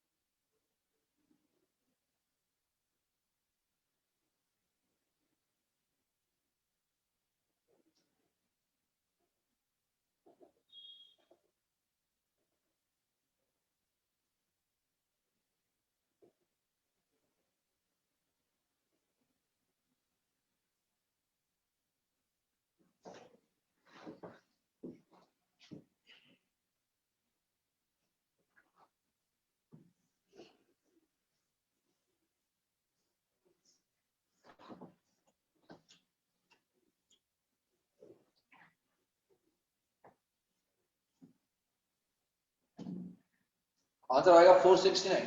Answer is 469।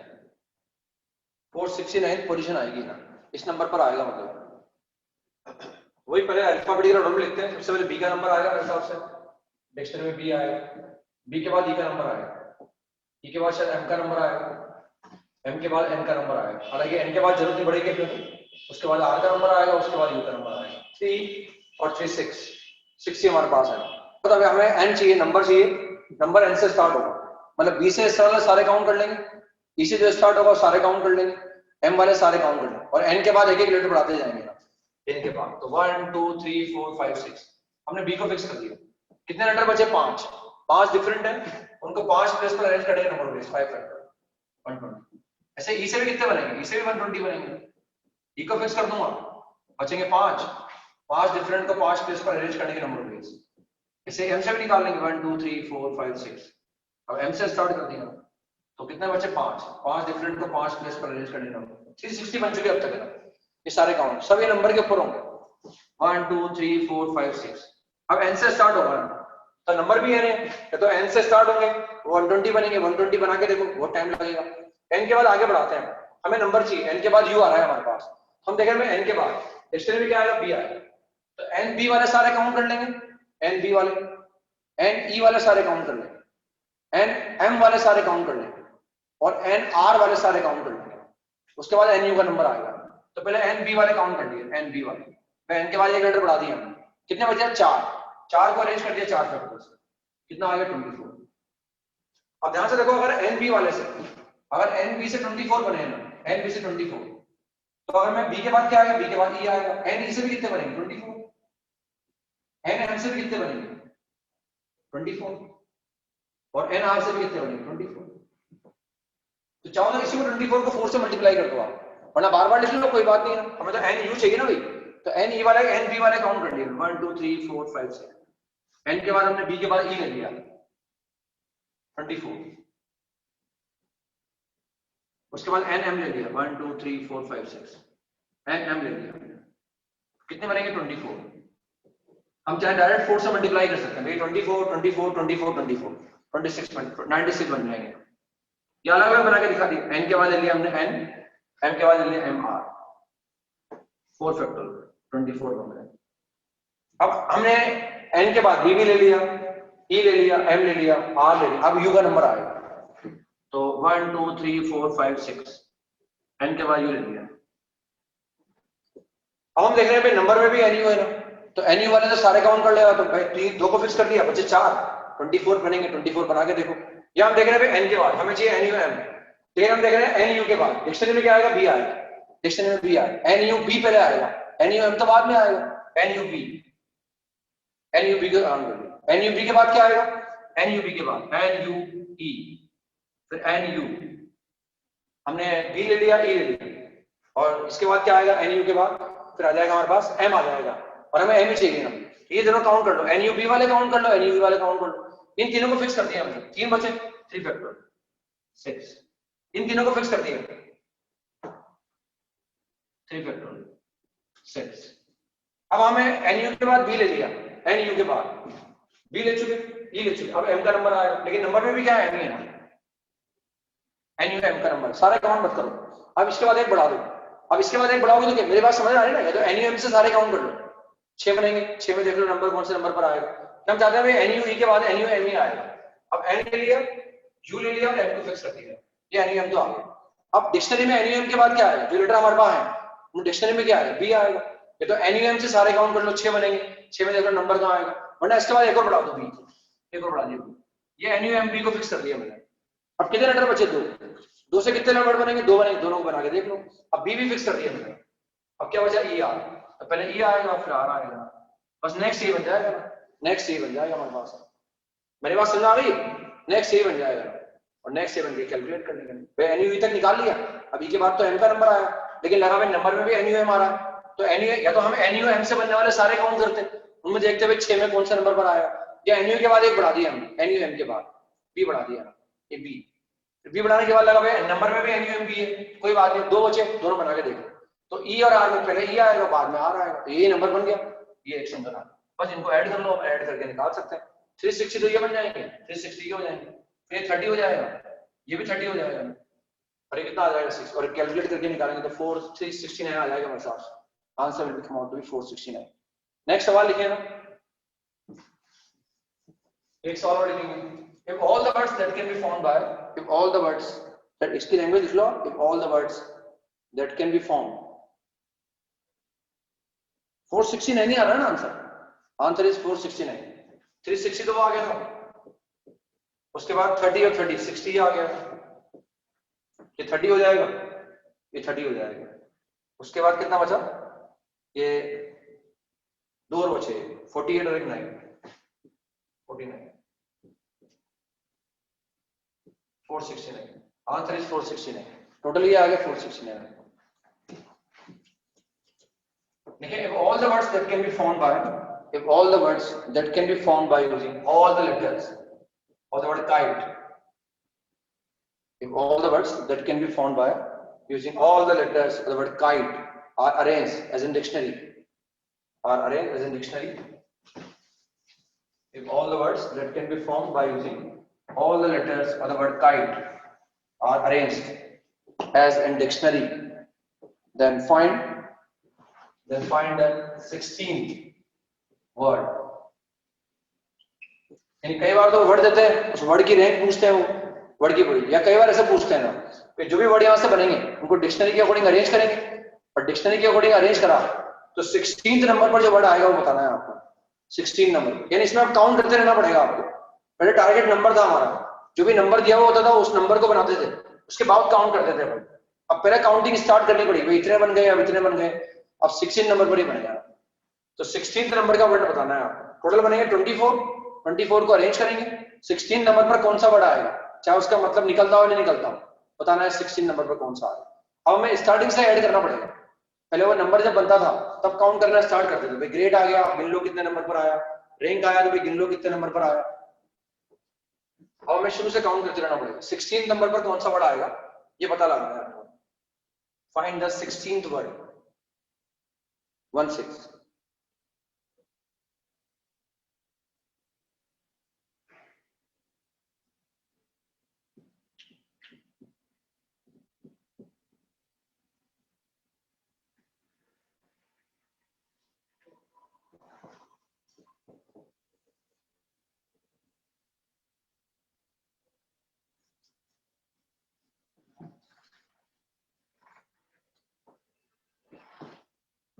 हो गया होगा मेरे हिसाब से ना।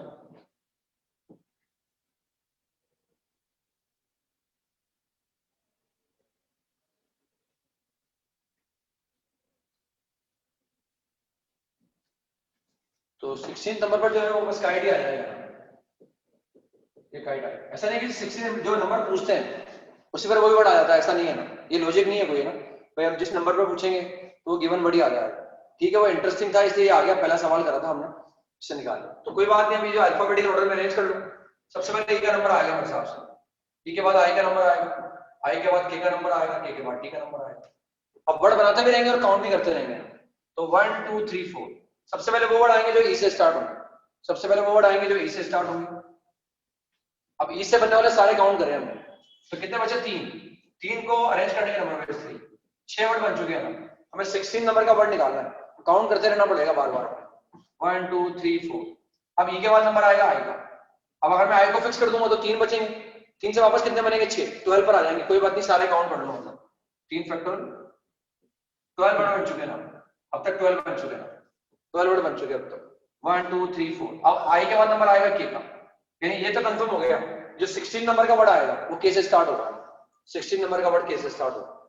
अब अगर मैं के को फिक्स कर दूंगा तो के को फिक्स करने के बाद कितने बचे, 3, उनसे बनेंगे 6, तो 12 और प्लस 6 18 बन जाएगा। मतलब यानी हम पूरे के पूरे बना लें, या तो फिर गिनने में ये नंबर 16 नंबर पर आ गया, या तो पूरे 6 बना लें और गिनने में ये 13 नंबर 14 नंबर 15 नंबर 16 नंबर उस पर रोक दें, या के बाद एक बढ़ा होगा, क्योंकि के से बनने वाले सारे काउंट नहीं करने हैं। सारे काउंट करेंगे 18 नंबर पर पहुंच जाएंगे अपन, 12 तो हो चुका, 18 नंबर पर पहुंच जाएंगे। के बाद कौन सा आएगा, अब ई आएगा, के। अब के ई को अगर मैं फिक्स कर दूंगा तो 2 लेटर बचे, 2 को 2 प्लेसेस पर अरेंज करने के नंबर मिले, 2 फैक्टर, ये आ गया 14 नंबर पर आ गया अपन, 14 नंबर बन चुके अब तक। 1 2 3 4। अब के ई से बन गया 14। अब के के बाद ई ले लिया हमने, अब आई वाला आएगा। अब अगर मैं के आई को फिक्स कर दूंगा तो कितने बनेंगे, 2 बनेंगे, तो 14 और 2 16। ये सेकंड बनेगा ना वो हमारा आंसर है। तो के को मैं फिक्स कर चुका और मैं आई को फिक्स कर चुका। अब क्या बचा, ई और टी बचा, तो जो सेकंड बनेगा वो हमारा आंसर है, क्योंकि 14 बन चुके हमारे में। अब क्या बचा, एक तो ई और एक टी, तो पहले ई आएगा फिर टी आएगा, ये बना 15 नंबर का, और फिर आएगा टी और फिर आएगा ये बनेगा 16 नंबर। 14 बन चुके थे, हमें 2 बनाने थे, 2 बन गए ना, तो ये आ गया के आई टी। तो 16 नंबर का क्या आ गया, आई टी आ गया, 16 नंबर का आई टी आ गया। ठीक है ना। ऐसे हमें जब ये नंबर दे रखा होगा ना और वर्ड निकालना हो तो हमें काउंट करते रहना पड़ेगा शुरू में। अब ऐसे ही घर से सवाल करके लाना है आपको नंबर वाला। If all the words that can be form, सवाल सुन लो क्योंकि लिख तो रखा है आपने। All the words that can be form by using all the letters और the word number are arranged as in dictionary, then find the 260th word, then find 260th word. इस प्लेस पर जो वर्ड आएगा वो कौन सा होगा ये पता लगाना है। then find the 260th word। अभी इसकी रैंक निकाली थी हमने, इसकी रैंक आई थी 469। अब पता लगाना है कि इसके जितने लेटर हैं उन सबको लेकर अरेंज किया जाए तो 260th वर्ड यानी इस प्लेस पर कौन सा वर्ड आएगा, यानी वो वर्ड जिसकी रैंक 260 है वो निकालना है। तो जैसे मैंने निकाल के बताया, ऐसे काउंट करते रहेंगे धीरे-धीरे पेशेंस रखकर और कैलकुलेट करके निकालने की कोशिश करेंगे। ठीक है ना, ये निकाल के लाना है आपको, फिर कल अपन कंटिन्यू करेंगे आगे। होमवर्क डिस्कस करते हैं जो मैंने दिया था आपको। पहले आपने ड्यू चल रहा है होमवर्क, इसमें डिस्कस करने में कोई दिक्कत नहीं है ना। पीएनसी के भी दिए थे, मैंने कहा था पीएनसी के भी डिस्कस करेंगे मैंने, मतलब पीएनसी टेस्ट में रखना है अपने को। टेस्ट में रखेंगे तो प्रोबेबिलिटी वगैरह जो पढ़ेंगे उनमें दिक्कत कम आएगी अपने को, हमारा अगर कमांड रहेगा तो। क्योंकि इसमें प्रैक्टिस ही है एक्चुअली, क्योंकि फॉर्मूले होते तो हैं लेकिन नो डाउट उनको यूज करना आना चाहिए। उनको यूज करके बता रहे हैं अपन कैसे उनका यूज कर रहे हैं। होमवर्क डिस्कस कर लेते हैं हम। होमवर्क के अंदर जो है हमारा थर्सडे वाला होमवर्क चल रहा था अभी, फ्राइडे सैटरडे का बाकी है। और थर्सडे वाले में एक्सरसाइज 2 का पार्ट 1 क्वेश्चन नंबर 7 करके बताया था मैंने लास्ट आपको। एक्सरसाइज 2 का पार्ट 1 क्वेश्चन नंबर 7 ये मैं बता चुका था आपको ना। 17 बाकी है हमारा। थर्सडे वाला होमवर्क डिस्कस कर रहे हैं एक्सरसाइज 2 का part 1 17। Exercise 2 part 1 question number 17। Exercise 2 का पार्ट 1 क्वेश्चन नंबर 17। 7 और 17 दिया था मैंने, तो हम 7 कर चुके थे ना, 17 पर आएंगे।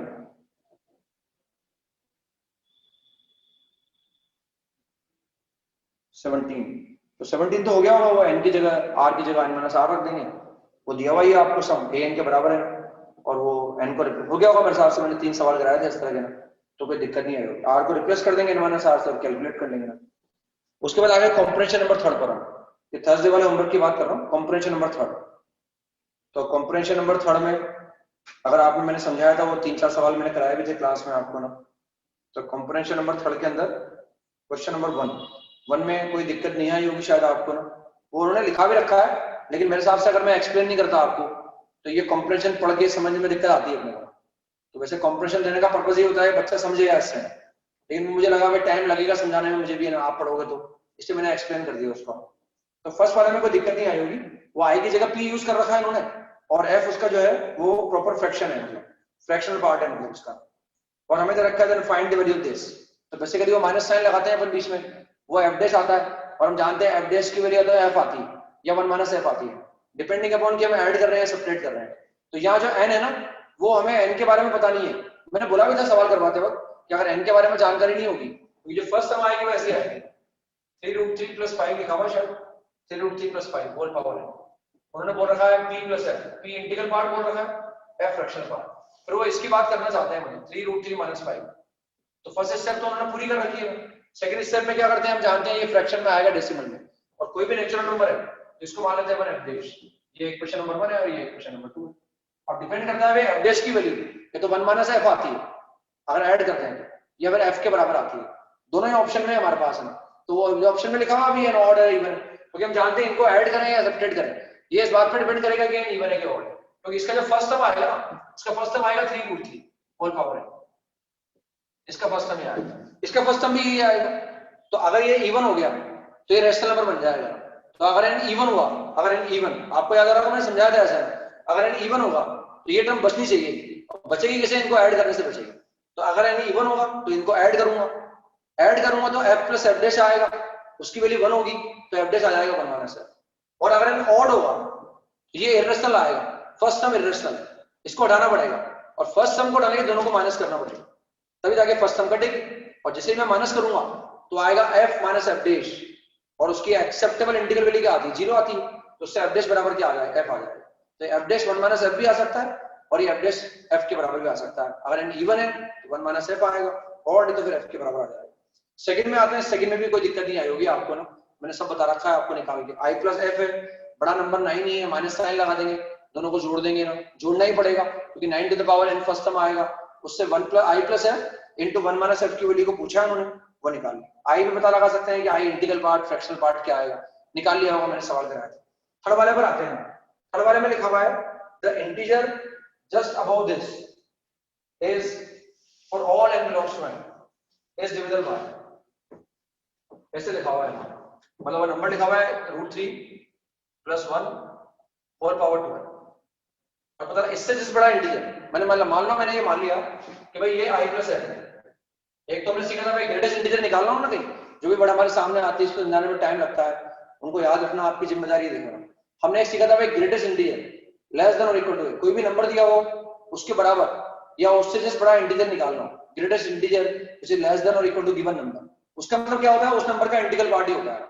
यहाँ लिखा हुआ है भाई ये जो नंबर है इसको अगर मैं i प्लस एफ ट्रीट करूं तो इस नंबर से जस्ट बड़ा इंटीजर मुझे निकालना है। अगर ये i प्लस एफ है तो जस्ट बड़ा इंटीजर क्या होगा i प्लस 1 होगा ना। मान लो कोई नंबर हमारे पास है 2.5, तो नंबर को लिखा मैंने 2 + 0.5, तो इस नंबर से जस्ट बड़ा इंटीजर क्या होगा 3 तो होगा भाई इसका इंटीग्रल पार्ट अगर 2 है, ये नंबर अगर ऐसा लिखा हुआ तो इससे जस्ट बड़ा इंटीजर मतलब इंटीजर जस्ट अबव इसका मतलब 3 हो गया होगा, यानी वो i अगर इसका इंटीग्रल पार्ट i है तो i + 1 हो गया। और नंबर ऐसा लिखा हुआ -7.3, इसको लिखा मैंने -8 + 0.7, ये नंबर है। ऐसे लिखो या ऐसे लिखो एक ही बात है, मेरी बात समझ रहे हैं। हमसे कहा जाए इससे जस्ट बड़ा इंटीजर, तो इसका इंटीग्रल पार्ट तो -8 है, अब इससे जस्ट बड़ा इंटीजर क्या होगा -7 ही होगा ना, मेरी बात समझ रहे हैं ना। जस्ट बड़ा इंटीजर अगर ये i प्लस एफ है तो इससे जस्ट बड़ा इंटीजर मतलब क्या हो गया i + 1, अब i + 1 किससे डिविजिबल है ये पता लगाना है ना। और लिखा आगे for all n belongs to n, for all n belongs to n, यानी n की हर नेचुरल वैल्यू के लिए जो नंबर आएगा उसका जो integer just above integer this वो किससे डिवाइड होगा पता लगाना है। तो एक तो क्या है ऑब्जेक्टिव तरीका ही हमारे पास है, हमने n बराबर 1 रख के देख लिया क्योंकि for all n belongs to n की बात कर रहे हैं, मैंने n बराबर 1 रख के देख लिया है। n बराबर 1 पर देखता हूं किससे डिवाइड होगा, क्योंकि अगर मैं n को 1 लेता हूं क्योंकि वो for all n belongs to n की बात कर रहे हैं, अगर मैं n को 1 लूंगा तो जाएगा √3 + 1 होल पावर 2 और ये जाएगा 4 + 2 4 + ये नंबर कीजिए, अगर मैं n को 1 को लिया तो ये नंबर ऐसा आ गया। इसको अगर मैं पूरा कैलकुलेट करूंगा, हम जानते हैं 1.732 होता है, 1.732 होता है, उसको मैं 2 से मल्टीप्लाई करूंगा और 2 से मल्टीप्लाई करके अगर मैं 4 में ऐड करूंगा तो ये नंबर बेसिकली वैल्यू आ जाएगी हमारे पास 7 + 0.469 समथिंग ऐसा आ जाएगा, 464 आ जाएगा, ऐसा आ जाएगा। ये कैलकुलेट अगर मैंने n को 1 लिया तो ये नंबर ऐसा आ गया। अब इसका इंटीग्रल पार्ट तो ये हमसे कहा जाए इससे जस्ट अबव इंटीजर, यानी इससे जस्ट बड़ा इंटीजर क्या हो गया 8 हो गया, तो 8 आ गया। यानी अगर मैं n को 1 लूंगा तो इस गिवन नंबर से जस्ट बड़ा जो इंटीजर आएगा वो 8 आएगा, और अगर वो 8 है n को 1 लिया है मैंने तो 8 आया है, तो इंटीजर जस्ट अबव दिस वो 8 आया है। अब 8 किसके डिविजिबल है, क्या 8 2 raised to power n, 2 raised to power n का मतलब 2 raised to power 1 कैसे डिविजिबल है, यस ए ऑप्शन करेक्ट है ना। b की बात करें 2 raised to power n + 1 उससे भी डिवाइड हो जाएगा क्योंकि n को 1 लिया है तो 4 से भी डिवाइड हो जाएगा। उसके बाद हम c की बात करें क्या 8 से भी डिवाइड हो जाएगा, 16 से डिवाइड नहीं होगा, तो A B C option correct है इसका मतलब है। या अगर अपन जनरलाइज में निकालना चाहें जनरलाइज में निकाल सकते हैं, यानी डी ऑप्शन करेक्ट नहीं है क्योंकि 4 और हो सकता है ये नंबर इस नंबर से जस्ट बड़ा इंटीजर n की किसी और नेचुरल वैल्यू के लिए 16 से डिवाइड हो जाए, लेकिन अपने को पता लगाना है कि इससे जस्ट बड़ा integer for all n belongs to n क्या 16 से डिवाइड होगा क्या, नहीं होगा, क्योंकि अगर मैं n को 1 ले लूंगा तो इससे जस्ट बड़ा जो इंटीजर आएगा वो कभी 16 से डिवाइड नहीं होगा, क्योंकि n को 1 लेने पर इससे जस्ट बड़ा इंटीजर 8 आ रहा है और वो 16 से डिवाइड नहीं होगा, इससे 16 आंसर नहीं होगा, 16 आंसर नहीं होगा। अब हम बात करें जनरलाइज में, अगर हम बात करें कि भाई इससे जस्ट बड़ा इंटीजर जो आएगा क्या वो किस से डिवाइड होगा, तो हम देखें √3 + 1 और पावर 12 लिखा हुआ है। अब हम ध्यान देंगे ऑप्शन से मालूम पड़ रहा है अपने को कि वो जो भी इससे जस्ट बड़ा इंटीजर आएगा मतलब i + 1 जो आएगा वो 2 raised to power n से डिवाइड है क्या, वो 2 रेज़ टू पावर n+1 से डिवाइड होगा क्या, ये पता लगाना है आपको, ये हमें देखना है। तो हम कैसे निकालेंगे भाई, ये इस तरह के इससे डिविनिटी की बात कर रहे हैं। तो मैंने क्या करा, इसको ऐसा लिख लिया, इस नंबर को मैंने ऐसा लिख लिया, इसको लिख लिया मैंने √3 + 1, क्योंकि कह रहे हैं 2 टू द पावर n वाली बात कर रहे हैं, whole power 2 whole power n, मैंने इसको ऐसा लिख लिया। लिख सकता हूं मैं इसको ऐसा लिखूं, ऐसा लिखूं, क्योंकि मुझे इस तरह के फैक्टर दिख रहे हैं, जो भी इससे बड़ा इंटीजर आएगा वो इससे डिवाइड हो रहा है, वो क्रिएट कर रहा है। तो इसको लिख सकता हूं मैं 4 + 2 होल पावर n आ जाएगा, होल स्क्वायर मैंने कैलकुलेट कर लिया, मैंने इसको ऐसे लिख लिया, और 2 मैंने बाहर निकाल लिया, तो आ जाएगा 2 to the power n and 2 + √3। तो 2 टू द पावर n का मैंने एक्सप्रेशन, अब क्या मैं इसकी बात करूं या मैं इसकी बात करूं, ए की बात करूं, मेरी बात समझ आ गया, मैंने ऐसे लिखा। अब हम देख रहे हैं इसको एज्यूम करते हैं i + n, इसको एज्यूम करें, इसको एज्यूम करें, एक ही बात, मैंने सवाल यहां से स्टार्ट कर दिया, 2 to the power n 2 + √3 whole power n, मैंने यहां से स्टार्ट कर दिया i + n। इस नंबर का इंटीग्रल पार्ट आई और इस नंबर का फ्रैक्शनल पार्ट f है, चाहे मैं इसको एज्यूम करता i + f या इसको एज्यूम करें, एक ही बात, ये फैक्टर हमें क्रिएट करना था इसलिए क्रिएट कर लिया है। अब हम देख रहे हैं हमें क्या चाहिए, इस नंबर से जस्ट अबव इंटीजर चाहिए, इसका इंटीग्रल पार्ट अगर i है तो मैं i + 1 में इंटरेस्टेड हूं, मतलब मुझे पता लगाना है i + 1 किस किस से डिवाइड होगा, हम i + 1 निकालने में इंटरेस्टेड है, तो हमने ऐसे एज्यूम कर लिया, एक बार बीच में माइनस साइन लगा दिया, हमने बीच में माइनस साइन लगा दिया, अब ये क्या आ जाएगा, आ जाएगा f'। अब या तो मैं इनको ऐड करता हूं या इनको सेपरेट करता हूं, वो तो एक ही बात है, इसको बोले या बीच में माइनस साइन लगा देना, ये इसको ऐसे लिख लें, बीच में माइनस साइन लगा के ऐसे, मेरी बात समझ रहे शायद आप। अब या तो इनको ऐड करेंगे या सेपरेट करेंगे, हम देखेंगे भाई ये तो जब इनको ऐड करूंगा ये सेपरेट करूंगा, ये तो कॉमन आएगा ही आएगा, ये तो कॉमन आएगा सेम, हम देख रहे हैं भाई इसको संभालूंगा मैं, तो मैं डिसाइड कर रहा हूं भाई ऐड करूं कि सेपरेट करूं। इसका फर्स्ट टर्म क्या आएगा, 2 रेज़ टू पावर n, इसका भी फर्स्ट टर्म क्या आएगा, 2 रेज़ टू पावर n, कुछ भी हो 2 रेज़ टू पावर n क्या होगा, रैशनल होगा, मतलब मुझे ऐड करना है, मुझे इनको ऐड करना है। अब जब ऐड करूंगा तो फर्स्ट टर्म डबल हो जाएगा, और जिसकी टेल इवन है, फर्स्ट टर्म की टेल क्या 0, यानी इवन टेल वाले टर्म डबल हो जाएंगे, तो इनको ऐड करता हूं मैं, इनको ऐड करूंगा तो i + f और प्लस f' आ जाएगा। अब देखा भाई एक तो ये कॉमन आया, एक तो ये तो कॉमन आ गया, ये तो कॉमन आ जाएगा, इनको ऐड करूंगा तो इनको ऐड करेंगे, ये तो कॉमन आ जाएगा, जब इनको ऐड करूंगा तो हर टर्म डबल हो जाएगी, डबल, तो एक तो ये कॉमन आ गया और एक हर टर्म डबल हो गई, उसका डबल का 2 आया, तो जब इनको ऐड करूंगा ना मैं 2 रेज़ टू पावर n तो कॉमन आ जाएगा, और ये आएगा 2 + √3 होल पावर n और 2 - √3 होल पावर n, इनको जैसे फर्स्ट टर्म डबल हो जाएगा, तो डबल हो रहा है, 2 भी आ गया है, ये तो कॉमन आया डबल हो गया।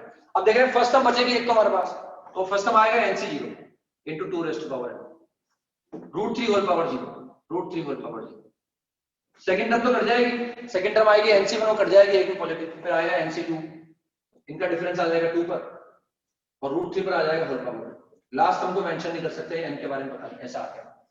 अब हम जानते हैं ये तो क्या होगा, क्या ये तो पूरा एक इंटीजर है, ये भी नेचुरल नंबर है, ये इंटीजर आ गया, ये तो पूरा एक इंटीजर आ जाता है, तो ये आ गया i, और हम जानते हैं इसकी एक्सेप्टेबल इंटीग्रल वैल्यू क्या आती है, 1, i + 1 = 2 to the power n + 1, और ये क्या आ गया 2 टू द पावर n + 1, और ये क्या आ गया सम इंटीजर आ गया, सम इंटीजर। तो हम देख रहे हैं जो गिवन नंबर था उससे जस्ट अबव इंटीजर जो आया i + 1 जो आया वो आ गया 2 raise to power n + 1 into some integer, यानी इसका एक फैक्टर क्या हो गया 2 रेज़ टू पावर n, यानी ये जो नंबर है ये always 2 raise to power n + 1 से डिवाइड होगा, और अगर इससे डिवाइड होगा तो 2 रेज़ टू पावर n से डिवाइड तो होगा ही होगा, तो फर्स्ट ऑप्शन सही है, सेकंड वाला ऑप्शन सही है। अगर मुझे 8 चेक करना है तो 8 चेक कर सकते हैं अपन, 8 चेक करने के लिए वो ऑप्शन 16 वाला और 8 वाला चेक करने के लिए ऑप्शन का यूज कर लिया अपन, मेरी बात।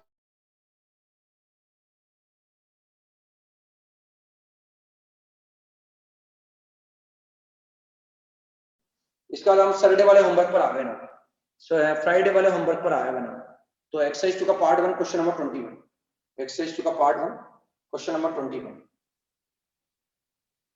सैटरडे वाले पर आ गए, एक्सरसाइज 2 का part 1 question number 21, exercise 2 part 1 21, चल लास्ट सवाल है मेरे हिसाब से, तो एक्सपेंड कर दो, आपने बताया था ना आपको, वो डिटरमिनेंट लिखा हुआ है आगे, ऐसे लिखा हुआ है डिटरमिनेंट, ऐसे लिखा हुआ है बराबर 0, तो डिटरमिनेंट ये ऐसे लिखे हैं, ऐसे डिटरमिनेंट करके लिखा हुआ है dt करके, ये अपने सिलेबस में है तो सवाल छोड़ना पड़ेगा, ये समझ में आ जाएगा जैसे निकालना, ये डिटरमिनेंट लिखा हुआ है, इसको निकालने के लिए इनको मल्टीप्लाई कर देते हैं, पहले इनको मल्टीप्लाई कर दो, पुट अ माइनस साइन, फिर इनको मल्टीप्लाई करो, कई बार ऐसे लिखते हैं डिटरमिनेंट लिखते हैं, या कई बार ऐसे लिख देते हैं, वर्टिकल लाइन लगा देते हैं बराबर 0, कई बार ऐसे लिखते हैं, अगर ऐसे लिखेंगे ये वर्टिकल लाइन लगाएंगे और रो और कॉलम लिखेंगे तो डिटरमिनेंट लिखने की जरूरत नहीं होती, फिर अपने को डिटरमिनेंट लिखने की जरूरत, ये dt का डिटरमिनेंट है, डिटरमिनेंट इसकी न्यूमेरिकल वैल्यू निकाल सकते हैं हम, तो एक्सपेंड करके निकाल लिया होगा आपने, उनको मल्टीप्लाई कर दिया और जो भी वो एलिमेंट हमारे पास है उनकी वैल्यू निकाल सकते हैं। सिग्मा क्या लिखा हुआ है वो उसकी वैल्यू निकाल हो गया होगा मेरे हिसाब से, सॉल्यूशन भी दिया हुआ है, निकाल लिया होगा मेरे हिसाब से, कोई दिक्कत नहीं आई शायद आपको।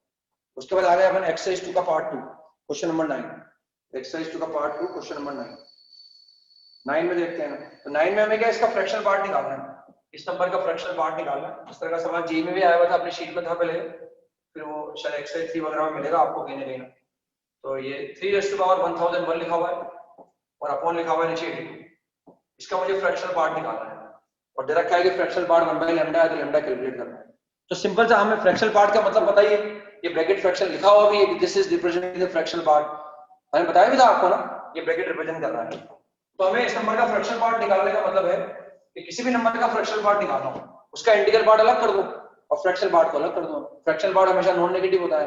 अब जैसे मान लो मुझे इसका फ्रैक्शनल पार्ट निकालना हो, अपन सिंपल सी बात है, मान लो मुझे इस नंबर का फ्रैक्शनल पार्ट निकालना,82 का मल्टीपल लेंगे और आगे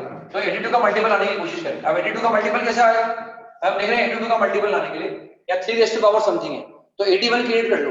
81 आ जाएगा तो उसको 82 समथिंग लिख देंगे ना। अब 81 लाने के लिए 3 की पावर क्या चाहिए, इवन चाहिए। 3 रेज़ टू पावर 4 क्या होता है, 3 रेज़ टू पावर 4 81 होता है। अब 3 रेज़ टू पावर 4 ये 4 का मल्टीपल नहीं है, एक पावर एक्स्ट्रा है, तो मैं इसको ऐसे लिख लिया 3 रेज़ टू पावर 1001, इसको लिखा मैंने 3 raise to power 1 into 3 raise to power 1000, इसको 3 लिख लेंगे, इसको 3 raise to power 4 whole power 250 लिख लिया। अब ये 81 आ गया, इसको मैं 82 समथिंग की फॉर्म में ला सकता हूँ, 3 into 82 minus 1 होल पावर 250।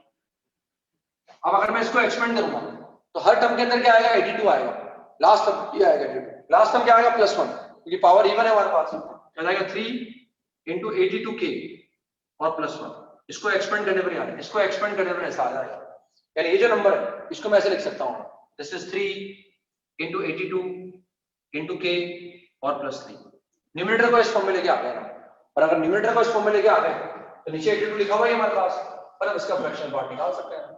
इसका फ्रैक्शनल पार्ट निकालने के लिए ऐसे यूज कर लीजिए, नंबर आया वो 3 into 82 into k और प्लस कितना आ गया 3 अपॉन 82, इस फॉर्मेट में आ गया। और इसको अगर मैं इस नंबर को मैंने 3 रेज़ टू पावर 1001 को इस फॉर्मेट में लाके दिखा दिया। अब नीचे अगर 82 है तो इंटीग्रल डिवाइड कर लो उसको, हम जानते हैं भाई पूरा नेचुरल नंबर ही है, ये पूरा नेचुरल नंबर ही, k पॉजिटिव भी होगा कोई, इसको कैलकुलेट कर लो कितना आ गया 3 into k plus 3 upon 82। अब ये फ्रैक्शनल पार्ट है, ये पॉजिटिव भी है इसलिए इंटीग्रल पार्ट है, तो इस नंबर का अगर मैं फ्रैक्शनल पार्ट निकालूंगा तो 3/82 आ जाएगा, और 3/82 इज 1/λ, तो लैम्डा की वैल्यू कितनी आ जाएगी 82/3 आ जाएगी। तो 9 तो कर लिया, 15 पर आ गया अपना एक्सरसाइज 2 का part 2 question number 15। Question number 15 में अगेन दो ये मल्टीप्लाई हो रहे हैं, और जब भी दो बाइनोमियल कोएफिशिएंट मल्टीप्लाई होते हैं तो उनको कैलकुलेट करके निकाल सकते हैं ना। अगर दो बाइनोमियल कोएफिशिएंट मल्टीप्लाई हो रहे हैं, तीन वैरायटी देखी हमने ना, तो उसमें क्या है, एक का हेड चेंज होता रहेगा लेकिन उनकी टेल चेंज नहीं होगी। तो लिखा हुआ है सिग्मा m = 97 और 97 से लेकर 100 लिखा हुआ है, और दो बाइनोमियल कोएफिशिएंट मल्टीप्लाई हो रहे हैं, जो भी वो सम है उसको मैंने s मान लिया, और वो लिखा हुआ है 100 cm into MC97 ऐसा लिखा हुआ है। तो अगर मैं m को वेरी करूंगा तो इसकी जो टेल वेरी होगी, इसका हेड वेरी होगा लेकिन टेल वेरी नहीं होगी। जो थर्ड वैरायटी का सवाल हो जाएगा, मतलब कि थर्ड वैरायटी में जो बाइनोमियल कोएफिशिएंट मल्टीप्लाई हो रहे होते हैं उनका हेड तो चेंज होता है लेकिन टेल चेंज नहीं होती। अब मैं इसको अप्लाई कर रहा हूं यहाँ, तो m को लिखूंगा मैं 97, तो ये आएगा 100c97 into 97c97 ये सारा, प्लस m को लिखूंगा 98, तो 100c98 आएगा, और ये आ जाएगा 98 C97, फिर आएगा 100 C99, 99 C97 आ जाएगा, फिर आएगा 100 C100 और लास्ट में आएगा 100 C97, लास्ट में इस तरह से आ जाएगा। इस तरह से इसको लिख लेंगे। अब हम देख रहे हैं भाई ये जो बाइनोमियल कोएफिशिएंट मल्टीप्लाई हो रहे हैं ना, इनका तो हेड सेम चल रहा है, इनका हेड तो 100 है, तो इनसे कोई दिक्कत नहीं। इनको देखकर लगता है 1 + x होल पावर 100 को कंसीडर कर लो, लेकिन इनका जो टेल अलग है, इसका 97 आ रहा है, इसका 98 आ रहा है, इसका 99 आ रहा है, इसका 90 है, इसका 100 आ रहा है। ये सब की टेल क्या सेम है, तो सेम टेल से मालूम पड़ रहा है these all are coefficient of x की पावर 97। तो मैं इसको निकालने के कैसे लिख सकता हूं, coefficient of x to the power 97 in, ये हमने सीखा है। अब ये तो x की पावर 97 का कोएफिशिएंट है, उसको उससे मल्टीप्लाई कर दूंगा, तो ये आएगा 100 C97 into 1 + x whole power 97. This is coefficient of x की power 97 in 1 + x whole power 97. ऐसे ये 100 C98 को मैं कॉपी कर लूंगा और इसको लिखूंगा this is the coefficient of x की power 97 in 1 + x whole power 98. फिर आएगा 100 C99, 1 + x whole power 99 आ जाएगा, फिर आएगा 100 C100, 1 + x whole power 100 आ जाएगा। यहाँ से मैं x की पावर 97 का कोएफिशिएंट निकालूंगा। अब यहाँ से कोएफिशिएंट निकालने के लिए अगर मैं यहाँ से निकालूं, सवाल ऐसा भी आ सकता है, तो यहाँ से निकालूंगा तो वापस वही आ जाएगा, उनको ऐड करने में मुझे दिक्कत आ रही है, तो हम ऐसा करेंगे, इसका सम निकाल लेंगे, इसका सम निकाल लेंगे। अब इन सबका हेड क्या है, देखो ये बाइनोमियल एक्सपेंशन बनेगा, इसका हेड 100 है, हेड 100 है, हेड 100 यानी होल पावर 100 बनेगा। इनका जो डिफरेंस है वो कितना है 3, लेकिन पावर 3 नहीं है ना, हम देख रहे हैं टेल जो है वो 97 है, पावर भी 97, टेल अगर 98 है, पावर भी 98 है। हम देख रहे हैं भाई ऐसे 1 + x होल पावर n लिखा हुआ, जनरल टर्म होता है इसका सिग्मा r बराबर 0 से लेकर n, और ये ncr × x की पावर r।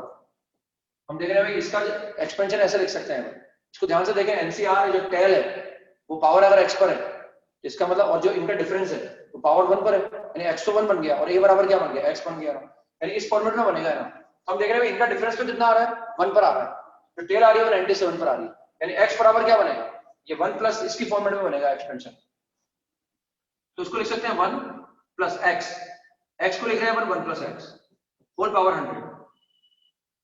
यहां से मुझे x की पावर 97 का कोएफिशिएंट निकालना है। अब जिसे मैं लिखूंगा ना, आपको लगेगा भाई आपने बहुत सारी टर्म्स कम लिखी है ना, बहुत सारी टर्म्स कम लिखी है। अगर आप इसको एक्सपेंड करोगे, इसमें 100 C0 भी आएगा, 100 C0 भी आएगा, 100 C1 भी आएगा, लेकिन बेसिकली हम बोल रहे हैं भाई ये जो लिखा हुआ है ये x की पावर 97 का कोएफिशिएंट निकाल रहे हैं, इसमें से x की पावर 97 का कोएफिशिएंट, इस एक्सपेंशन को मैंने ऐसे लिखा, तो हम देख रहे हैं भाई इसमें 100 C97 तो आएगा ही, उसके पहले क्या आएगा, लेकिन उसके पहले आएगा, अगर मैं इसको लिखूंगा तो इसके अंदर ये टर्म तो आएंगी, लेकिन बहुत सारी टर्म्स ऐसी आएंगी जो हमने मिस कर दी है। तो इसका फर्स्ट टर्म देखें अपन, इसका फर्स्ट टर्म आएगा 100 C0 into 1 + x होल की पावर 0, फिर आएगा 100 C1 1 + x होल पावर 1, फिर से आएगा 100 C 96 1 + x होल पावर 96, फिर आएगा 100 C97 1 + x होल पावर 97, ऐसा आएगा। तो हमें क्या, हमें ये तो यहाँ तक तो लिखा हुआ है, ये इसके बाद की टर्म तो हमारे पास है, लेकिन ये टर्म जो है, ये टर्म्स ये सब हमने एक्स्ट्रा लिख दी यहाँ पर, तो हमें इनको माइनस करने की जरूरत नहीं एक्चुअली। बेसिकली हम बोल रहे हैं हमें यहाँ से x की पावर 97 का कोएफिशिएंट निकालना है। इसको अगर मैं ऐसा लिखूंगा ना, अगर मैंने इस एक्सपेंशन में लिखा है और अगर ये टर्म एक्स्ट्रा भी आ गई, अगर ये टर्म एक्स्ट्रा भी आ गई तो कोई बात नहीं, अगर मैं इसको लिखूंगा तो इसमें ये टर्म भी आएंगे, लेकिन हम जानते हैं यहाँ कभी x की पावर 97 का कोएफिशिएंट आएगा ही नहीं, यहाँ भी नहीं आएगा, यहाँ भी नहीं आएगा, यहाँ भी नहीं आएगा। तो इसके अंदर अगर ये टर्म्स एक्स्ट्रा भी आ गई हैं तो कोई बात नहीं, क्योंकि इनमें कभी x की पावर 97 आएगा ही नहीं। तो ऐसा लिखने के बाद भी मेरा काम ये वाली टर्म्स ही आएंगे, तो हमें कोई माइनस करने की कोई जरूरत नहीं है ना, क्योंकि उनको माइनस नहीं भी करेंगे, ये टर्म अगर एक्स्ट्रा आ भी जाएगी तो यहाँ x की पावर 97 कभी आएगा नहीं, तो कोई बात नहीं, इसी को बंद कर देते हैं, है ना, इसको बंद करके लिख दिया हमने ऐसे, इसको बंद कर, कुछ टर्म एक्स्ट्रा आ गई कोई बात नहीं, उससे x की पावर 97 के कोएफिशिएंट पे फर्क नहीं पड़ेगा। अब इसको सिंपलीफाई कर लेंगे, सिंपलीफाई करने पर कितना आ गया 2 + x whole power 100, 2 + x whole power 100, और यहाँ से मैं x की पावर 97 का कोएफिशिएंट मुझे निकालना आता है, और निकाल के मैं कैलकुलेट कर लूंगा, कैलकुलेट करके निकाल लेंगे, है ना, ऐसे निकाल सकते हैं ना। तो फिर ये बचे हुए हमारे ना, कुछ बच गए हमारे ना। इसका मैं एक तरीका और बताऊंगा आपको नेक्स्ट नंबर में, क्वेश्चन नंबर 15 का मैं एक तरीका और बताऊंगा आपको ना, कई बार उसका भी यूज करते हैं अपन, 15 का एक तरीका और बताऊंगा। तो बाकी फिर पीएनसी का होमवर्क बचा रहेगा हमारे, एक तो सवाल लिख लो आप जो करके लाने हैं आपको, पीएनसी का होमवर्क लिख लें आप ना, थोड़ा बहुत सवाल एक्सरसाइज का पार्ट 1। तो पार्ट 1 में वैसे मैंने पढ़ाया तो बहुत सारा है आपको, लेकिन थोड़ा सवाल कुछ टाइम बाद स्टार्ट होंगे अच्छे का मतलब ज्यादा क्वांटिटी। एक्सरसाइज का पार्ट 1 में शायद हमने A2 से लेकर A2 A7 A8 A9 A10 A11 A21 दिया हुआ है आपको। पार्ट 2 में लिखे ना, पार्ट 2 में आएगा मेरे हिसाब से इट्स PNC। नेक्स्ट हम तो पहले PNC के सवाल डिस्कस करेंगे अपने, फिर बचे हुए बाने मिल के करेंगे, फिर बचे हुए जो फ्राइडे का बचा हुआ है उसको फिर बाद में करेंगे। तो एक्सरसाइज का पार्ट 2 A1 करना है अपने को। A1 के बाद नेक्स्ट A9 करना है। A9 करना है।